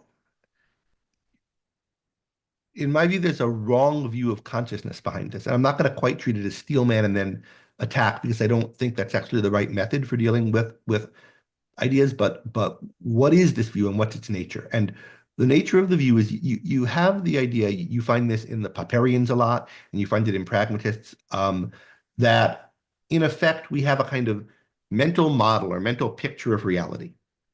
And it never perfectly matches reality, but we don't ask where it came from or how it got there. It's just everyone's got a mental picture somewhere. And then the work of knowing and inquiry is trying to gradually make that closer and closer to reality.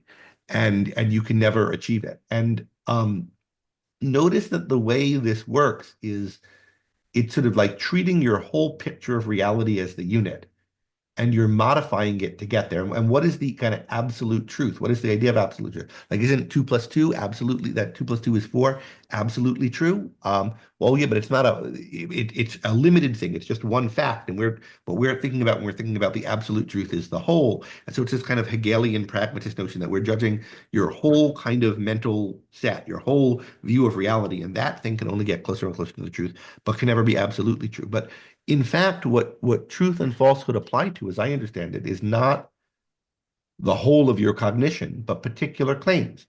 And if you think about particular claims as being true or false, they can be true or false. 2 plus 2 is 4.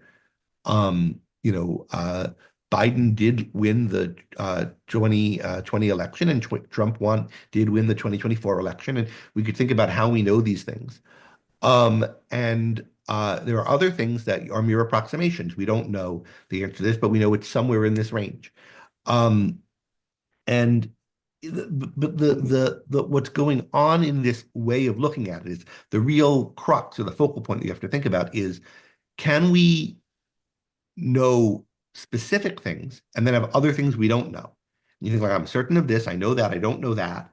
And some things are known and they're true, and other things you don't know what's true, and so forth. Or is the unit of judgment in effect omniscience?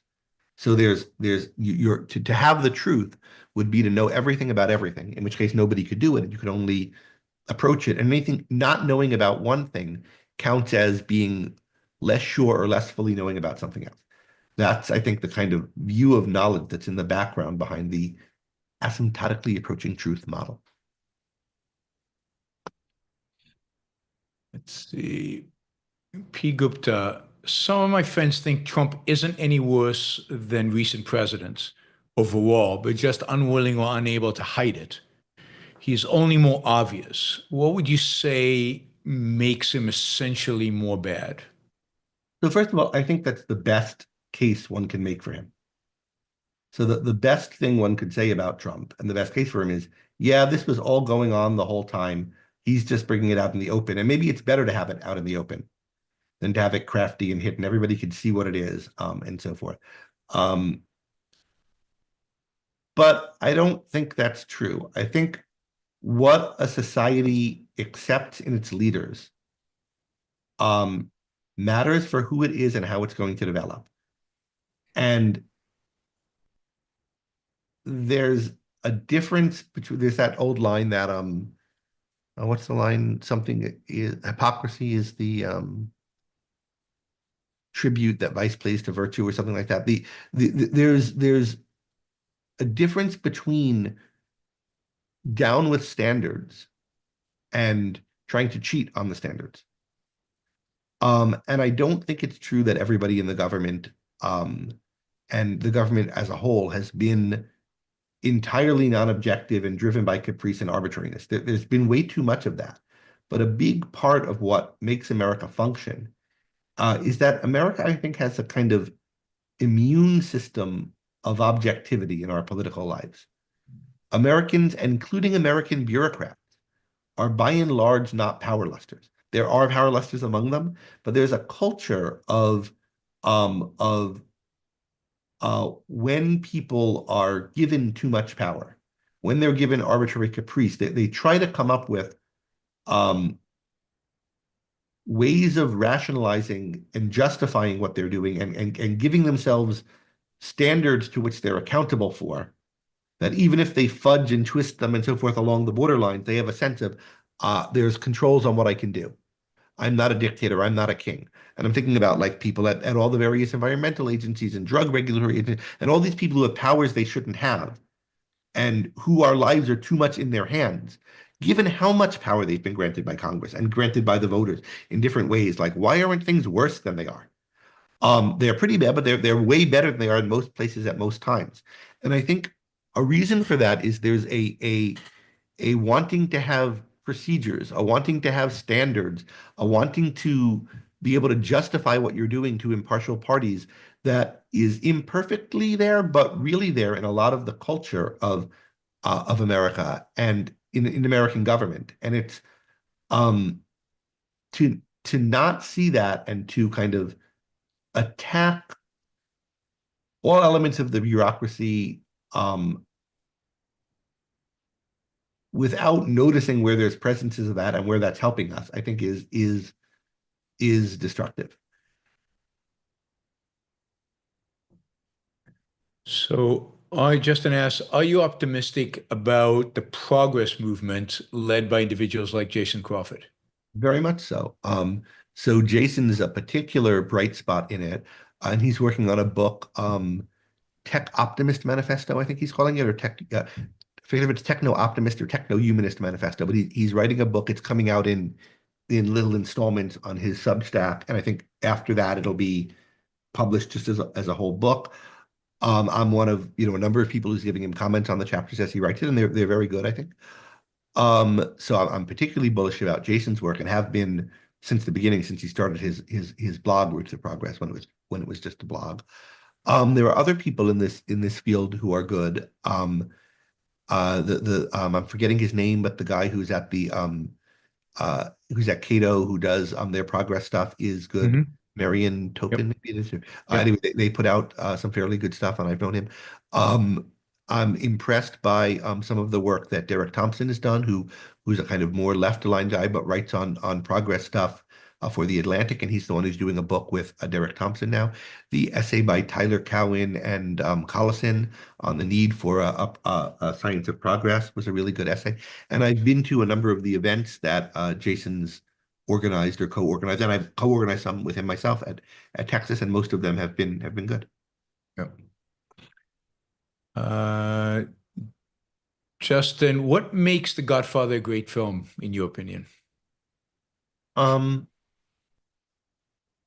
Everything that happens for a reason that advances the plot and the theme, and it's not just from the perspective of the script, the way the shots are composed, the music, everything about it just is well and deliberately chosen to convey what it conveys. And it creates a world which is not a pleasant world, but it's a world in which choices have consequences, in which you could see the way people develop, and in which certain moral facts are highlighted. Frank says, how can New Zealand give personhood to a mountain, an inanimate, insatiate object? What is the rationale? Also, can you explain Karl Popper's falsification? Wow, that's a big question. And they're very disparate. Yes. I didn't know that New Zealand gave personhood to a mountain, or I don't know anything about this. Do you, Yaron? No, I don't. Somebody mentioned it in my show earlier, but I don't know anything about it. So this is the first I'm hearing of that. Good luck to the Aussies if they can make a mountain a person. It's the New Zealand. Don't blame the Aussies for this one. Okay. And the Kiwis, that's what you call them. Kiwis, the Kiwis. Yeah, good luck to the Kiwis. Now, what does he want me to explain about Karl Popper? His view of falsification? Explain Karl Popper's falsification. I mean, what's more interesting about Popper than the falsificationism is the stuff I was talking about before. You get that in Conjectures and Refutations and other books. But falsificationism is what people tend to learn about in a like a philosophy of science first year class where Popper's taught. And it's the idea that in effect, Hume is right. You can never prove something by induction, and indeed, not only can't you prove it, but you can't get any evidence for it at all. So all that we can do in science, thinks Popper, is either falsify a theory or fail to falsify it. And what science does is it puts forth a series theories, and there's no kind of it's not a rational thing or a matter of reason where the theory came from or why you thought it in the first place. It's just whatever you come up with, and then what you do is you use reason to try to find the ideas or theories that have make predictions that could be falsified, make predictions that could turn out to be false. And then you test them, and you have a position where different people advance different theories and they try to falsify them. And you hold on to the ones that have thus far not been falsified. And if you have a kind of system whereby you're doing that and it's vigorous enough and there are enough different people doing it with enough different theories and so forth, and you're distinguishing between the enterprise of testing falsifiable theories and other things people do where they're expounding things, but they're not falsifiable and they're not testing them, then you have reason to think that over time, the battery of theories held by people who are doing this will, get closer to the truth. Justin, Hanania still believes in race realism. He doesn't believe it has anything to do with policy anymore.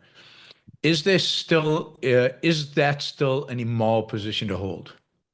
I don't necessarily think so. It depends on why he thinks it and what the issues are. It's not, I mean, I don't think it's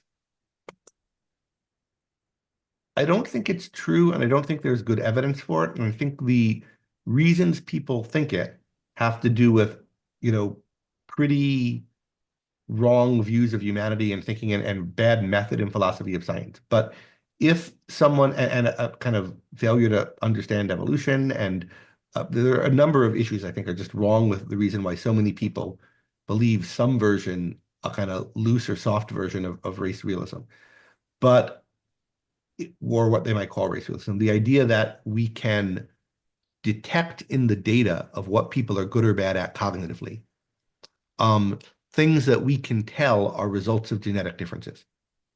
That's what and that those map onto ancestral populations, roughly what we call races. That's what I would take to be the theory, and I don't think there's evidence for that, but it's a thing I think a lot of people believe, and a lot of people who are reasonably good on other things but have too conventional a view of science. And I think that most of the better people who believe it, or at least suspect that it might be true, think, as Hanania has come to think, that it doesn't have any of the political consequences that a lot of the racists think that it has.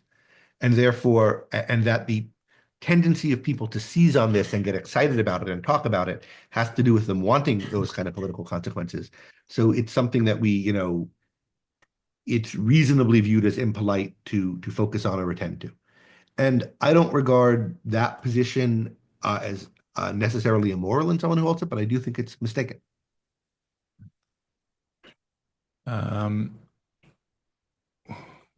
Why do you use the word evade to explain evil?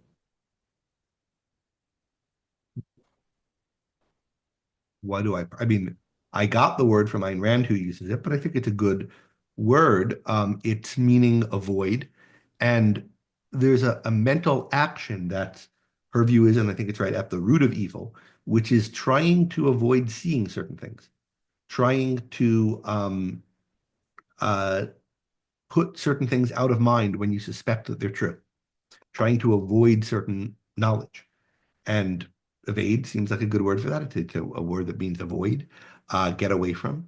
And if there is that mental act, as I think we can tell that there is, and if it is generative of the kinds of motives that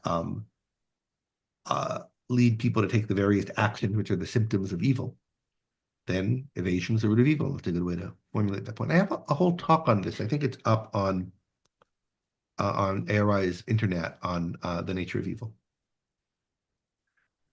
Frankie, Ayn Rand once noted that she knew of a stronger argument for the existence of God that was better than the existing arguments. Does anyone in the Institute have an inkling of what that argument would be?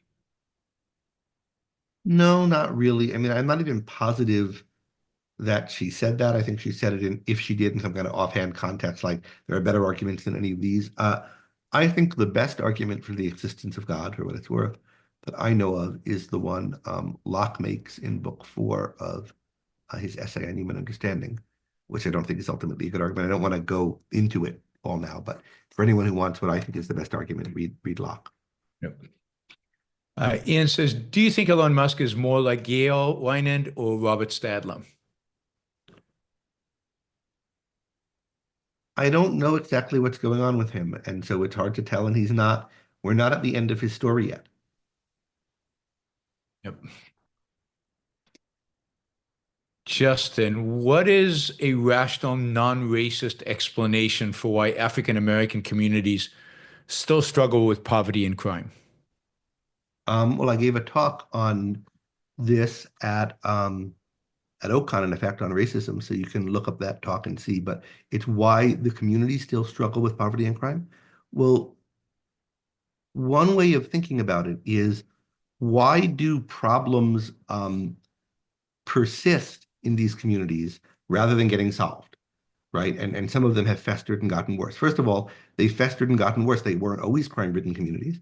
And there were a series of government policies that have institutionalized certain communities, not just Black communities, I think some Appalachian communities too, and so forth, into dependency and poverty.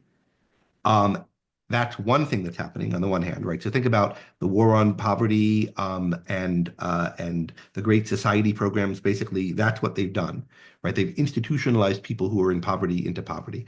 When you already have existing racism that's causing people to read these things through a racial lens, and then one of the communities that this is happening to is people that people already have a racial prejudice against, and that's going to reinforce it and make it harder for people to escape out of that, because it's going to reinforce the racism and the racial associations. Then you think, what is the process by which racism is overcome in a society? And the process by which it's overcome it involves the free market, but involves in particular real market innovations that need to happen.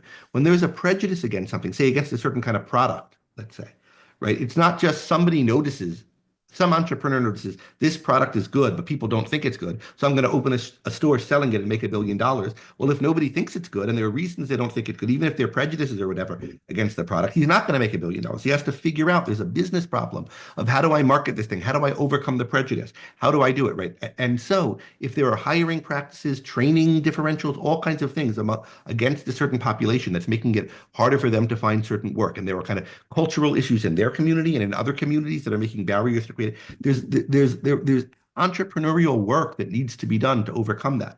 Racism doesn't end just by a law that's enforcing racism disappearing.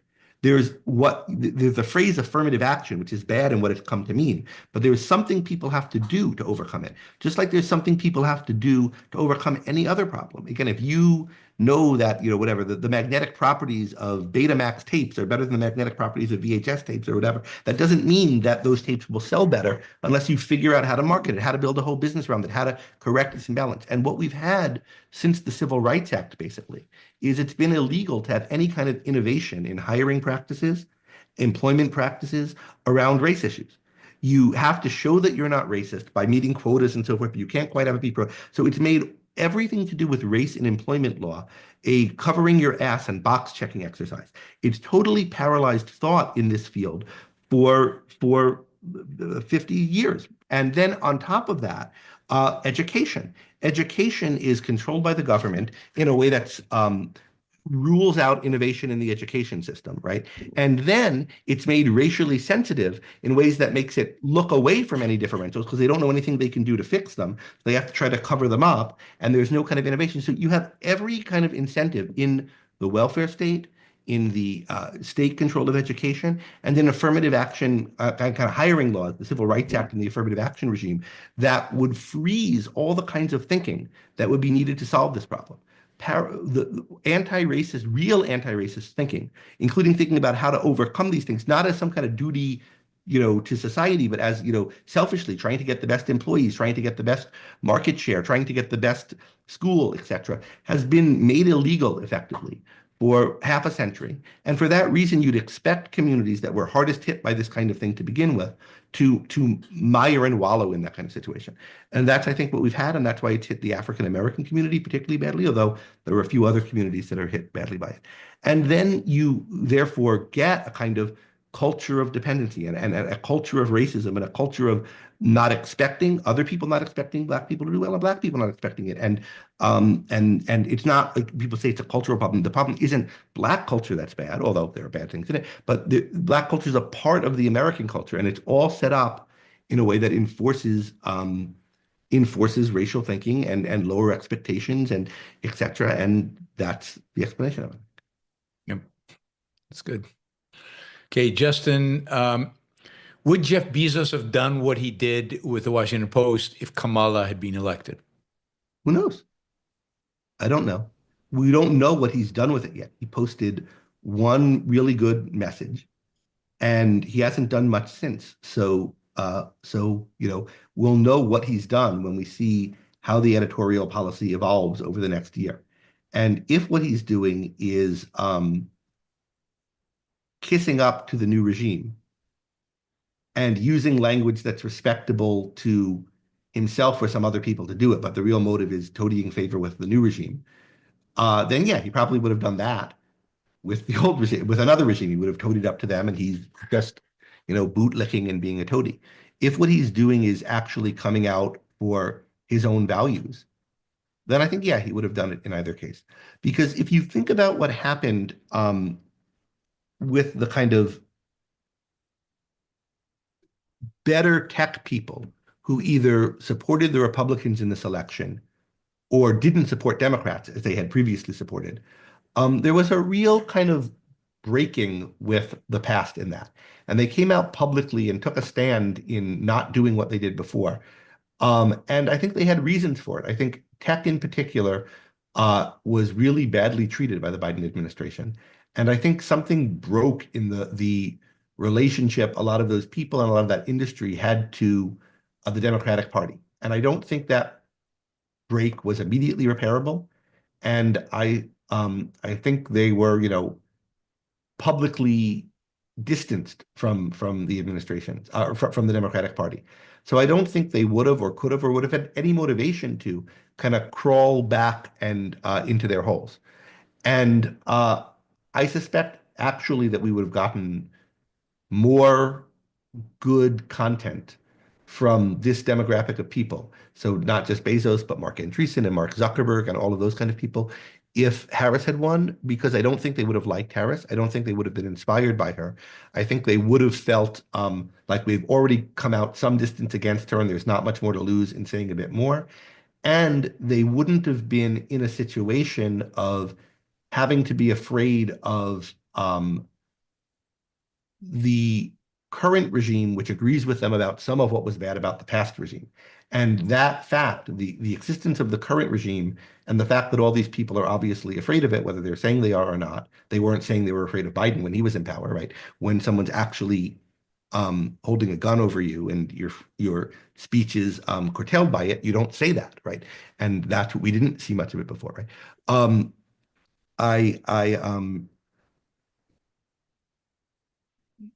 I think they're intimidated now. They were intimidated then. I think we saw them breaking from the people they were intimidated by before. And I think they have more reason to be more intimidated by this regime. And the fact that they've already publicly broken with the past regime and supported to some extent, even if it's only by not supporting the Democrats in the last election, the current one makes them associated with it. And then the fact that you have so much indefensible garbage coming out on the right these days makes it harder for people who want to be putting forth a positive, rational message to do it and get oxygen for it. So I suspect that if Trump wasn't empowered culturally, if he was defeated badly, for example, that there'd be more creativity, more independent voices, just less groupthink on the anti-left side, and that some of these people, Bezos, maybe Musk, Andreessen, and so forth, would be part of that. But now they're trying to curry favor with the party that's in power to some extent, even if that's not what's primarily driving them. And that is, I think, having an impact on what kind of ideas we're seeing. Hyperreason asks, have you read the Corpus Hermetica? That is, reason lets us understand all things. If not, keen to explore how its ancient Egyptian Greek origins and influence on Enlightenment thinkers. Thoughts? No, I haven't, and I don't have much to say about it. Yeah. All right, Lucinda, AI has been very useful for finding relevant secondary texts or relevant essays on things I'm looking into. Also been useful for structuring my day, which has greatly helped me deal with sleep problems. Hmm. AI is incredibly valuable. Yeah, you have to look and find the uses for it, and they're often I've often, thought it would be useful for one thing and then it wasn't, and then tried it for something else I didn't think it would be too useful for and found that it was useful, but it's really developing quickly. And so and then different AIs are different in their strength and weaknesses.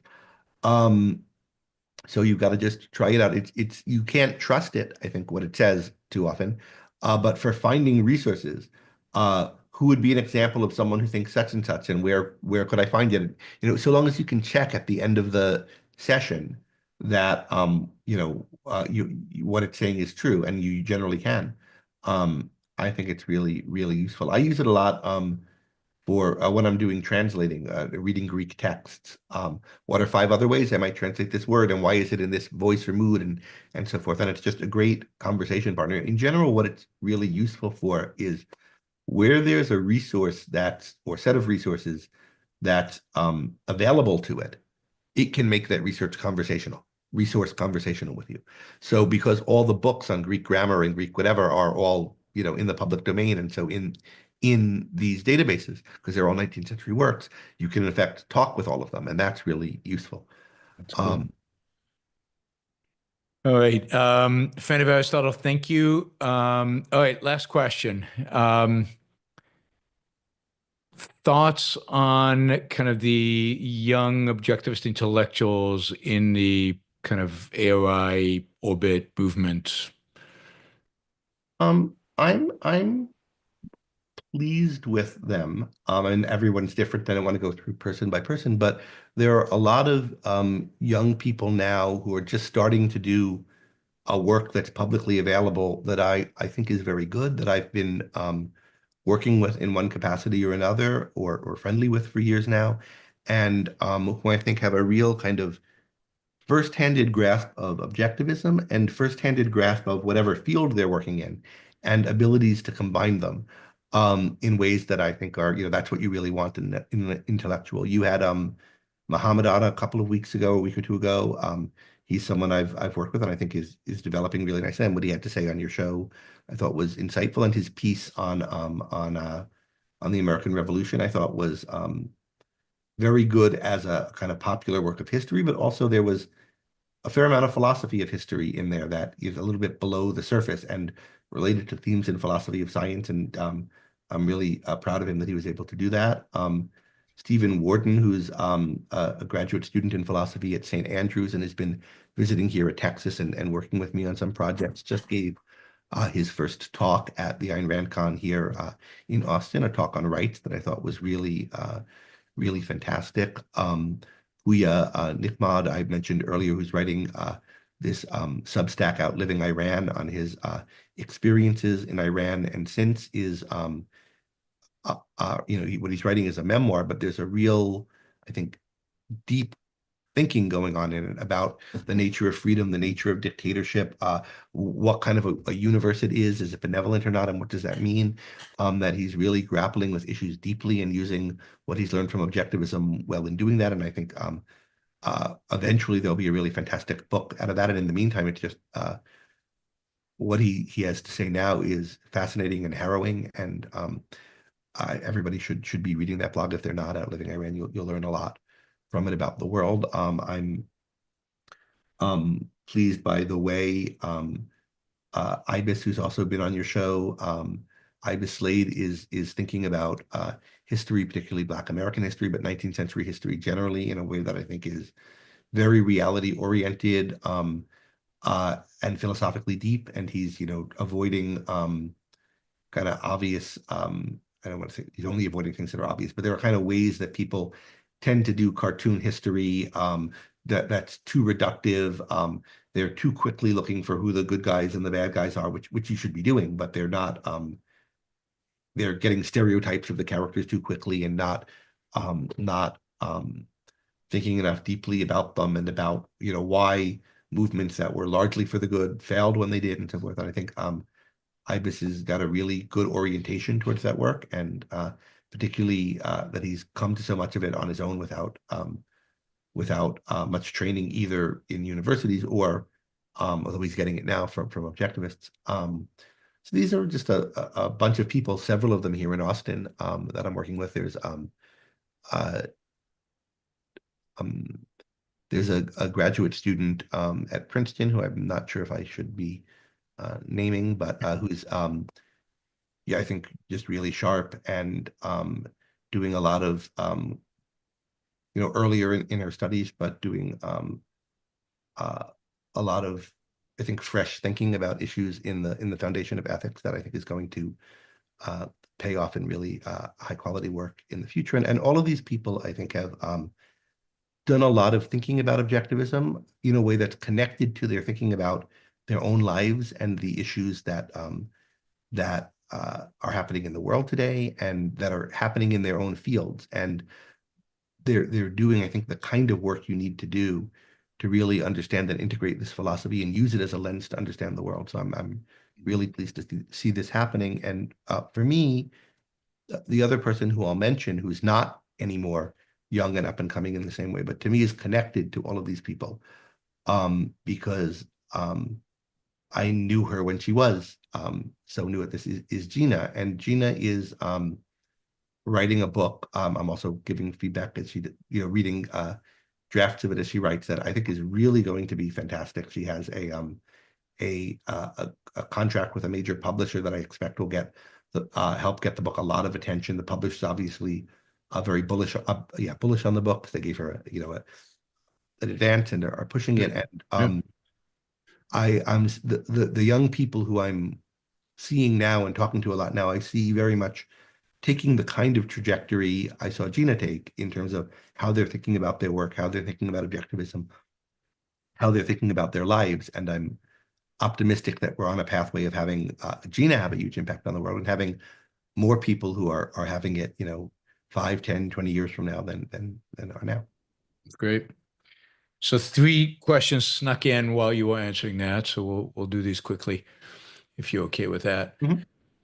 What about, this is analytic synthetic dichotomy. What about Eric Arendz? He's on the right, a feminist, anti-reactionary, supports Ukraine, and is science-based. I don't know him in particular. Okay. Do you? No. Have to look him up. Let's see. Lucinda says, AI also has been very, very helpful for learning ancient Greek, although I still have to compare it with my textbook sometimes. Mm-hmm. Lucinda is studying philosophy, studying objectivism pretty deeply, and studying. We've had some good email exchanges, actually. Good. I'm glad. And Frank says, as a guitarist, did you like the Dylan movie? The guitarist. Well, I guess as a guitarist, I should be thinking about how do they play the guitars? And what's his name? Chalamet, the guy who was playing Dylan, and also the guy the woman who was playing Joan Baez, did a really good job learning and impersonating both of their performance styles. And that was really impressive, in addition to everything else that was impressive about the acting. And the acting was very good in the movie. But that's not a really impression of the movie more generally, other than that aspect of it was really good.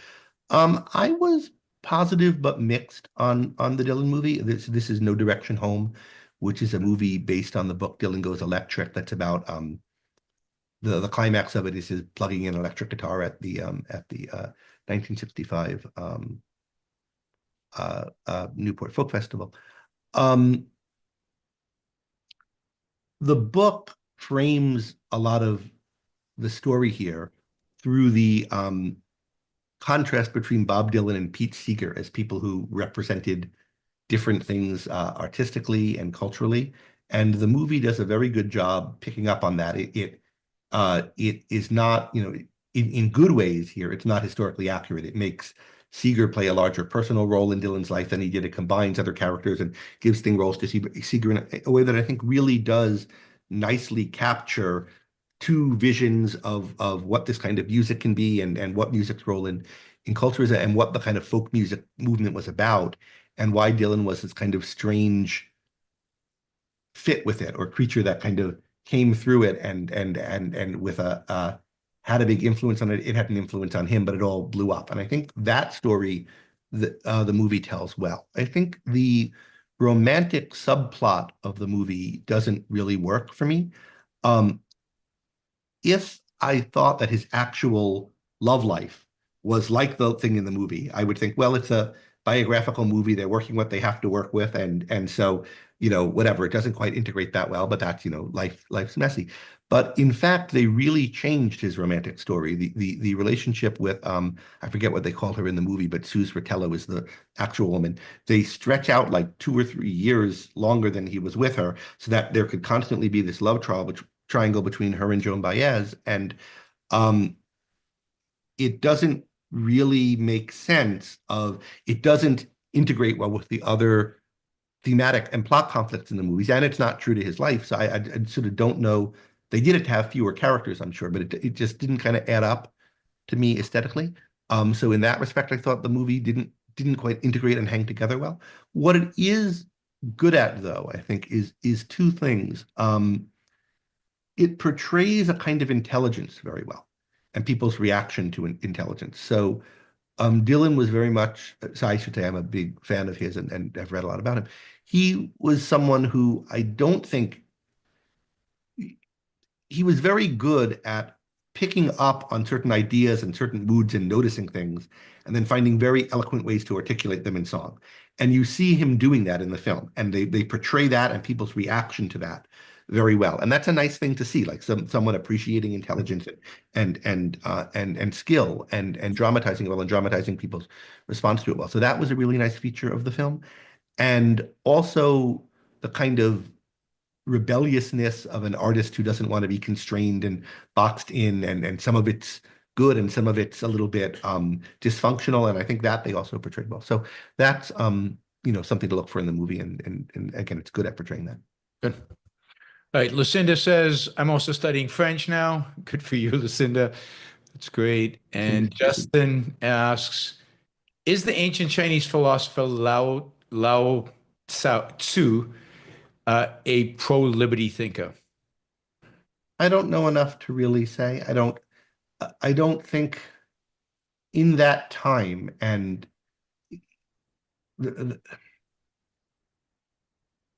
I don't think there was a kind of pro-liberty movement. It was part of a pro-liberty development in a way that, at least to my understanding, that I could say, like, he was, in the way that you could say John Locke was, or Grotius and Pufendorf, or anybody like that in the kind of early Enlightenment tradition. So I don't see him as part of a movement for liberty, although, and I don't know that much about Chinese history, and I could be missing something. Then there's the question of, are there things in his ideas that are true and conducive to liberty, and you could adapt them? And there, I don't know. I would worry about anachronism in people reading him that way, but there might be things. Yeah, I don't know either, but I will say that the people in China who were pro-liberty, pro-freedom that I met over the years all thought very highly of him. But I think part of it was they were looking for someone who was Chinese that they could latch onto, in a sense, as part of their, in a sense, tradition or something like that. So I don't know how objective they were about it. I mean, there is something healthy about that, that is looking for someone in your own tradition, insofar as you're looking for the things that have currency in your culture, that you think are good about your culture and are pulling it in the direction you want to go, that you can build on. So it's not just sort of tribal if you're looking for who are our, figures. But again, it's not something I've said. They thought very, very highly of him. But I found as I traveled around the world, that in a lot of countries, they have some figure in their past that they say, oh, he's our Ayn Rand or Hayek or something that represents to them something important. And I'm sure, in a lot of these places, there were better people in the past. But I think they make too much. For the most part, they make too much of them. This has been great, as always. So we've reached the end of our list. Yes, we've caught up. Good. Okay, well, thanks for Honor was having me 3 on. hours. So what's that? Thanks for having me on. Of And I hope course, we're it's able always a to raise pleasure. some funds. Yes, and we did well. We did well. Okay, well Excellent. then I will speak to you soon. Absolutely. Bye. Bye, everybody. Thanks to all the super chatters. You guys were great. Bye.